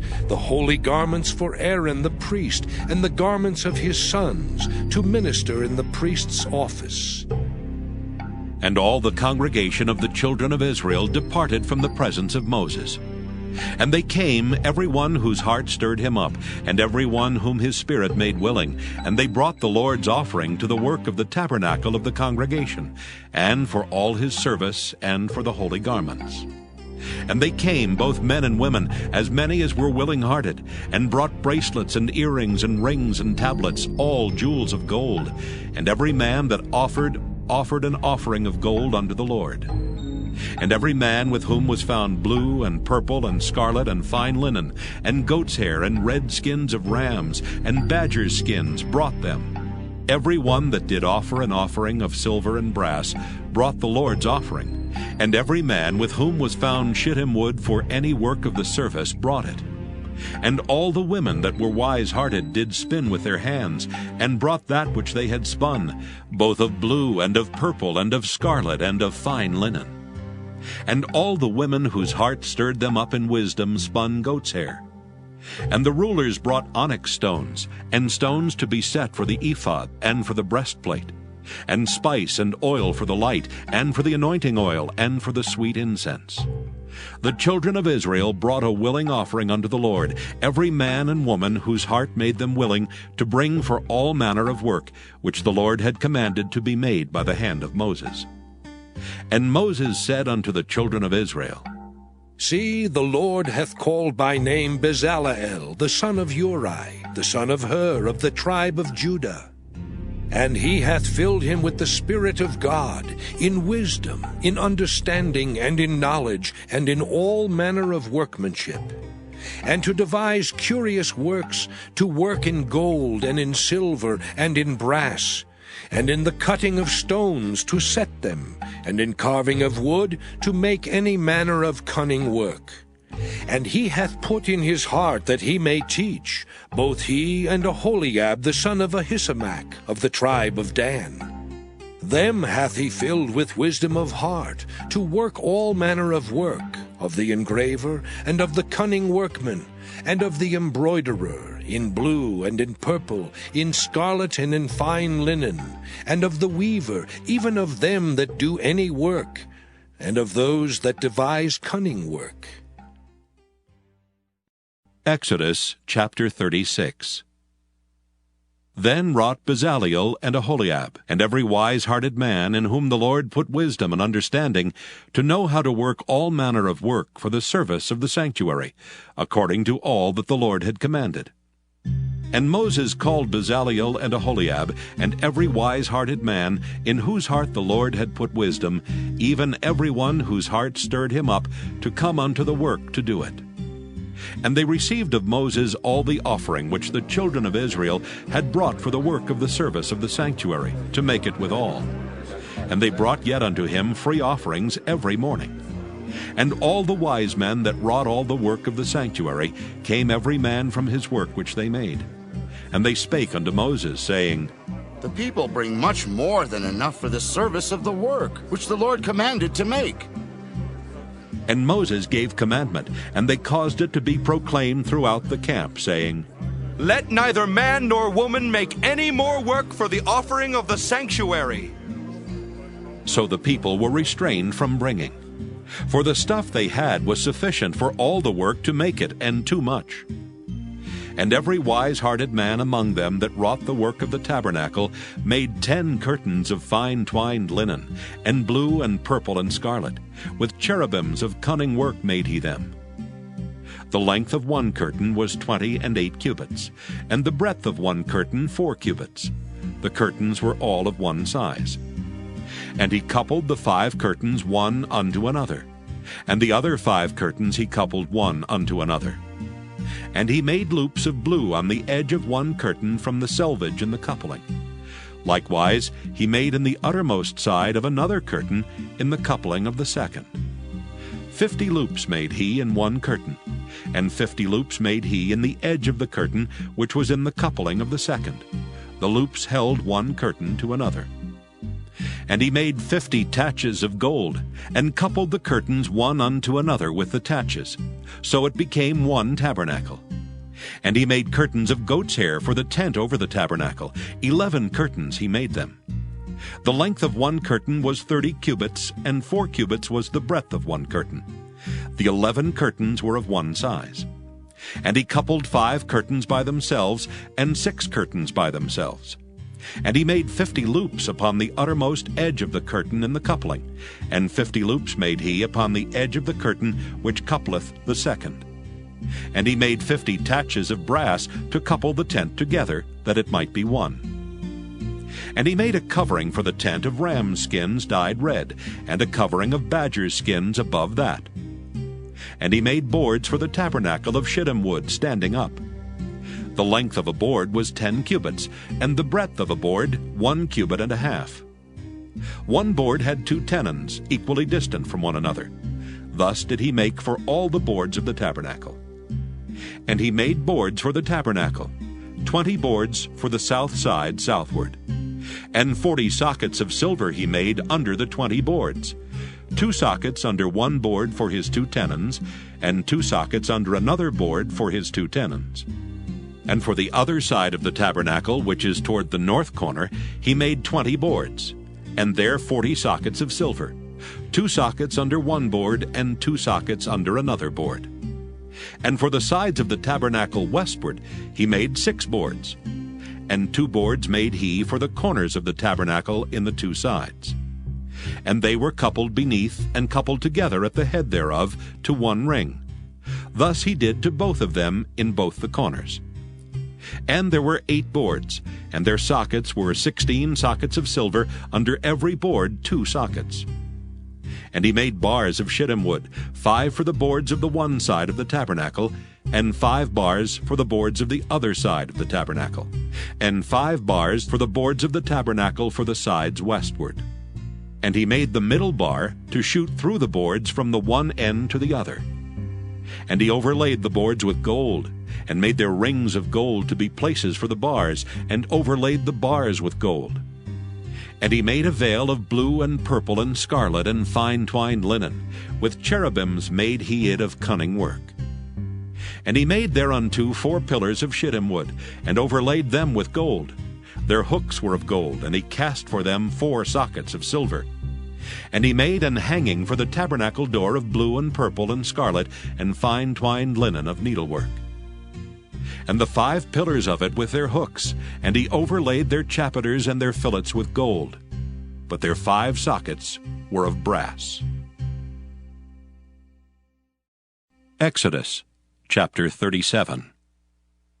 And Bezaleel made the ark of shittim wood. 2 cubits and a half was the length of it, and 1 cubit and a half the breadth of it, and 1 cubit and a half the height of it. And he overlaid it with pure gold within and without, and made a crown of gold to it round about. And he cast for it 4 rings of gold, to be set by the 4 corners of it, even 2 rings upon the one side of it, and 2 rings upon the other side of it. And he made staves of shittim wood, and overlaid them with gold. And he put the staves into the rings by the sides of the ark, to bear the ark. And he made the mercy seat of pure gold. 2 cubits and a half was the length thereof, and 1 cubit and a half the breadth thereof. And he made 2 cherubims of gold. Beaten out of one piece made he them, on the 2 ends of the mercy seat. 1 cherub on the end on this side, and another cherub on the other end on that side. Out of the mercy seat made he the cherubims on the 2 ends thereof. And the cherubims spread out their wings on high, and covered with their wings over the mercy seat, with their faces one to another. Even to the mercy seatward were the faces of the cherubims. And he made the table of shittim wood. 2 cubits was the length thereof, and 1 cubit the breadth thereof, and 1 cubit and a half the height thereof. And he overlaid it with pure gold, and made thereunto a crown of gold round about. Also he made thereunto a border of an handbreadth round about, and made a crown of gold for the border thereof round about. And he cast for it 4 rings of gold, and put the rings upon the 4 corners that were in the 4 feet thereof. Over against the border were the rings, the places for the staves to bear the table. And he made the staves of shittim wood, and overlaid them with gold to bear the table. And he made the vessels which were upon the table, his dishes and his spoons and his bowls, and his covers to cover withal of pure gold. And he made the candlestick of pure gold. Of beaten work made he the candlestick. His shaft and his branch, his bowls, his knops and his flowers were of the same. And 6 branches going out of the sides thereof. 3 branches of the candlestick out of the one side thereof, and 3 branches of the candlestick out of the other side thereof. 3 bowls made after the fashion of almonds in one branch, a knop and a flower. And 3 bowls made like almonds in another branch, a knop and a flower. So throughout the 6 branches going out of the candlestick. And in the candlestick were 4 bowls made like almonds, his knops and his flowers. And a knop under 2 branches of the same, and a knop under 2 branches of the same, and a knop under 2 branches of the same, according to the 6 branches going out of it. Their knops and their branches were of the same. All of it was one beaten work of pure gold. And he made his 7 lamps, and his snuffers, and his snuff dishes of pure gold. Of a talent of pure gold made he it, and all the vessels thereof. And he made the incense altar of shittim wood. The length of it was 1 cubit, and the breadth of it 1 cubit. It was 4 square, and 2 cubits was the height of it. The horns thereof were of the same.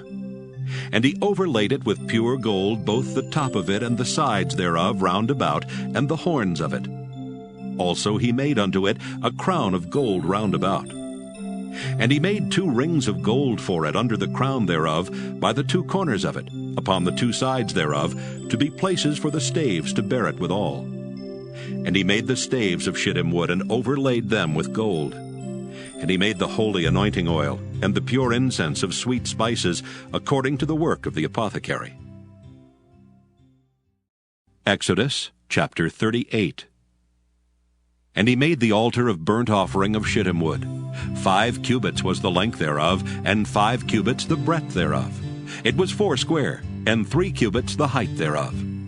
And he made the horns thereof on the 4 corners of it. The horns thereof were of the same, and he overlaid it with brass. And he made all the vessels of the altar, the pots and the shovels and the basins and the flesh hooks and the fire pans. All the vessels thereof made he of brass. And he made for the altar a brazen grate of network under the compass thereof, beneath unto the midst of it. And he cast 4 rings for the 4 ends of the grate of brass, to be places for the staves.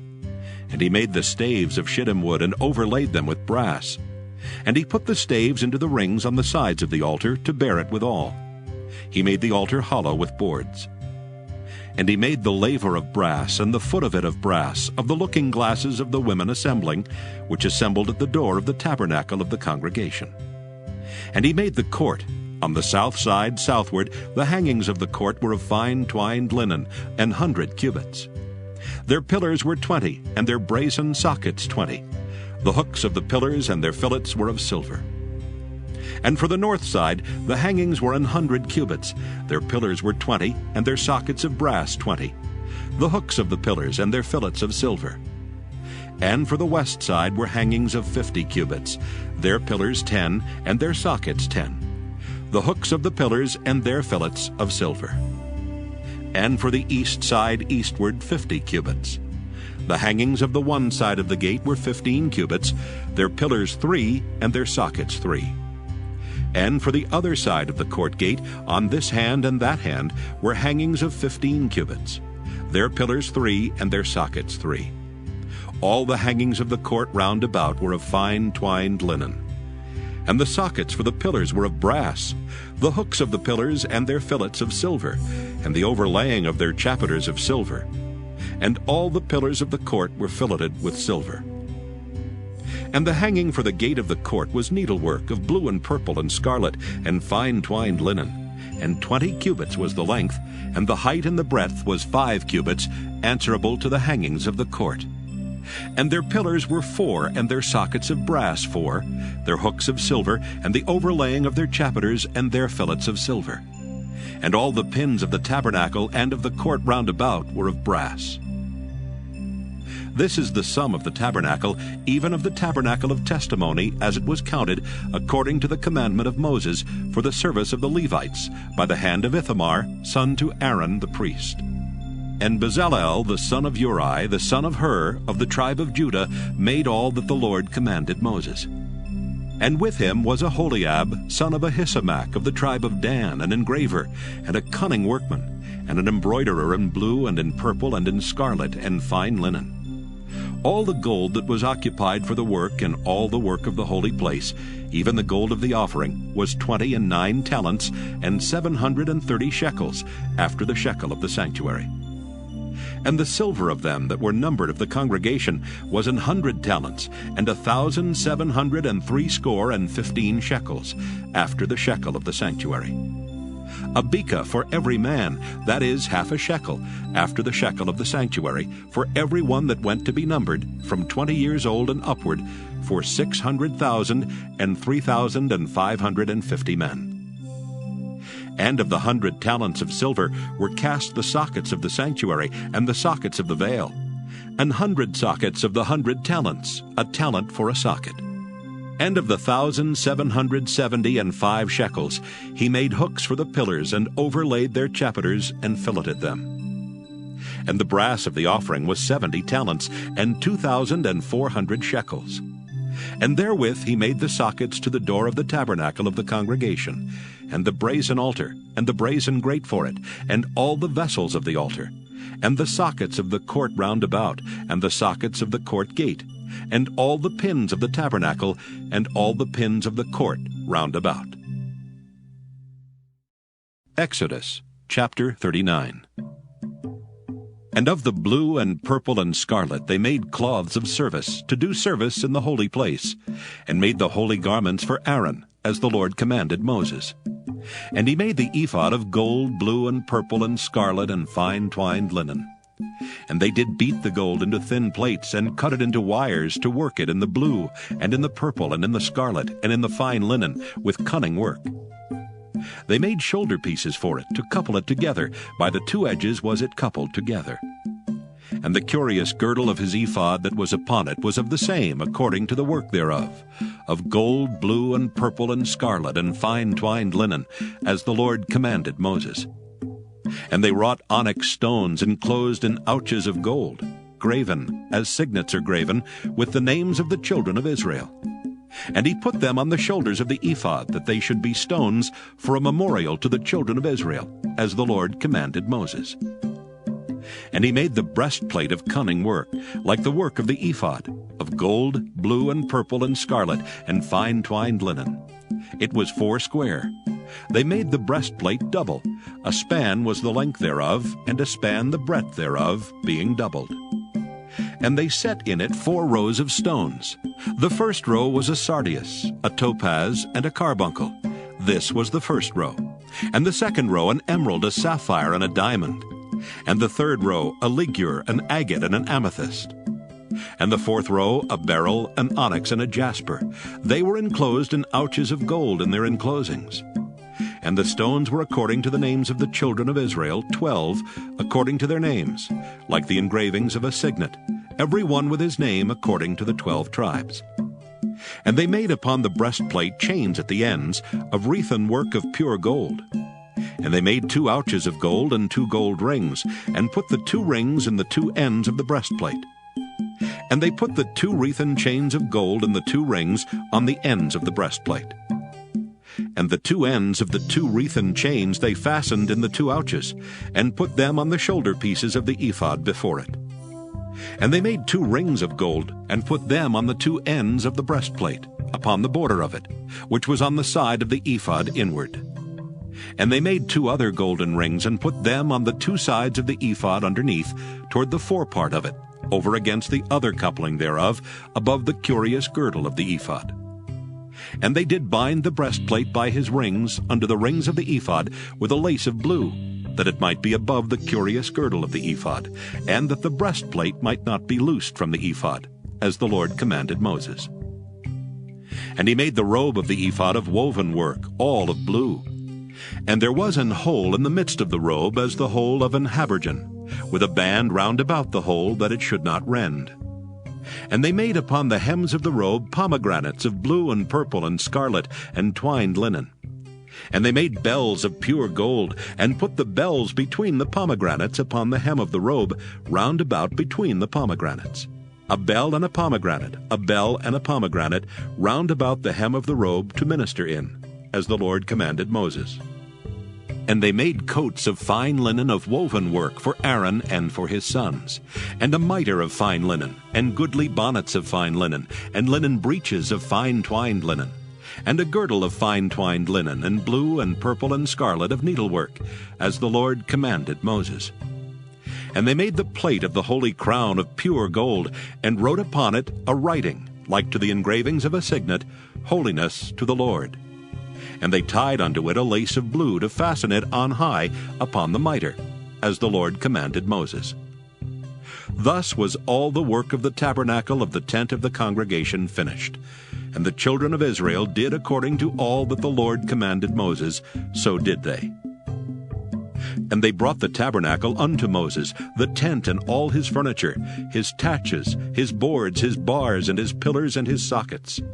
And the covering of ram skins dyed red, and the covering of badger skins, and the veil of the covering, the ark of the testimony, and the staves thereof, and the mercy seat, the table and all the vessels thereof, and the showbread, the pure candlestick, with the lamps thereof, even with the lamps to be set in order, and all the vessels thereof, and the oil for light, and the golden altar, and the anointing oil, and the sweet incense, and the hanging for the tabernacle door, the brazen altar and his grate of brass, his staves and all his vessels, the laver and his foot, the hangings of the court, his pillars and his sockets, and the hanging for the court gate, his cords and his pins, and all the vessels of the service of the tabernacle for the tent of the congregation, the cloths of service to do service in the holy place, and the holy garments for Aaron the priest, and his sons' garments, to minister in the priest's office.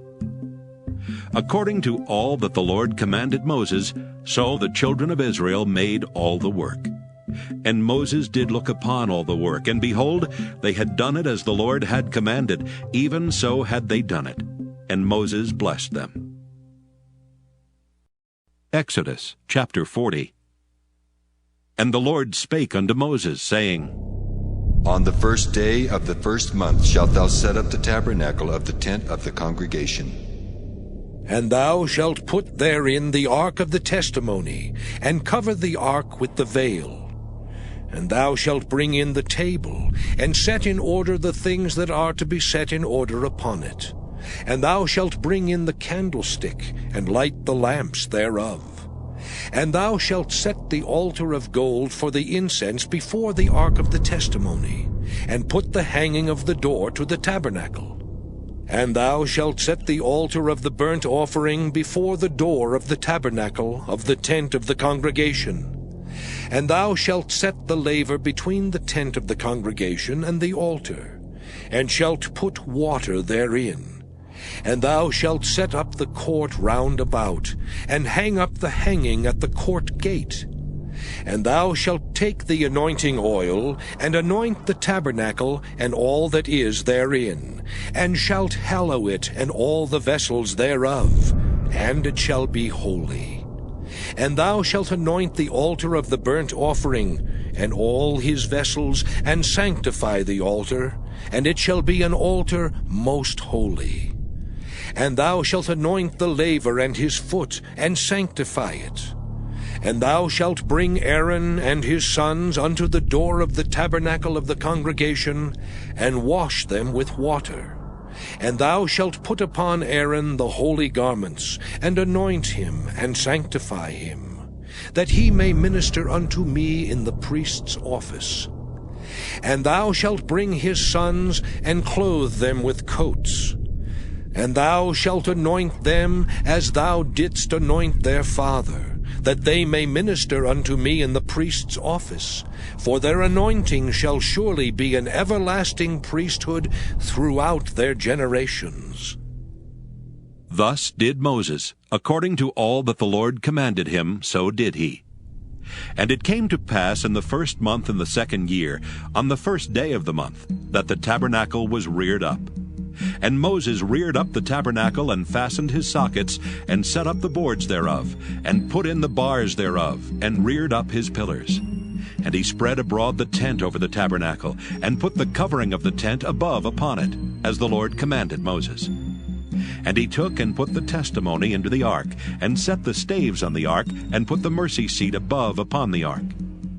And he brought the ark into the tabernacle, and set up the veil of the covering, and covered the ark of the testimony, as the Lord commanded Moses. And he put the table in the tent of the congregation upon the side of the tabernacle northward without the veil. And he set the bread in order upon it before the Lord, as the Lord had commanded Moses. And he put the candlestick in the tent of the congregation over against the table on the side of the tabernacle southward. And he lighted the lamps before the Lord, as the Lord commanded Moses. And he put the golden altar in the tent of the congregation before the veil. And he burnt sweet incense thereon, as the Lord commanded Moses. And he set up the hanging at the door of the tabernacle. And he put the altar of burnt offering by the door of the tabernacle of the tent of the congregation, and offered upon it the burnt offering and the meat offering, as the Lord commanded Moses. And he set the laver between the tent of the congregation and the altar, and put water there to wash withal. And Moses and Aaron and his sons washed their hands and their feet thereat. When they went into the tent of the congregation, and when they came near unto the altar, they washed, as the Lord commanded Moses. And he reared up the court round about the tabernacle and the altar, and set up the hanging of the court gate. So Moses finished the work. Then a cloud covered the tent of the congregation, and the glory of the Lord filled the tabernacle. And Moses was not able to enter into the tent of the congregation, because the cloud abode thereon, and the glory of the Lord filled the tabernacle. And when the cloud was taken up from over the tabernacle, the children of Israel went onward in all their journeys. But if the cloud were not taken up, then they journeyed not till the day that it was taken up. For the cloud of the Lord was upon the tabernacle by day, and fire was on it by night, in the sight of all the house of Israel, throughout all their journeys.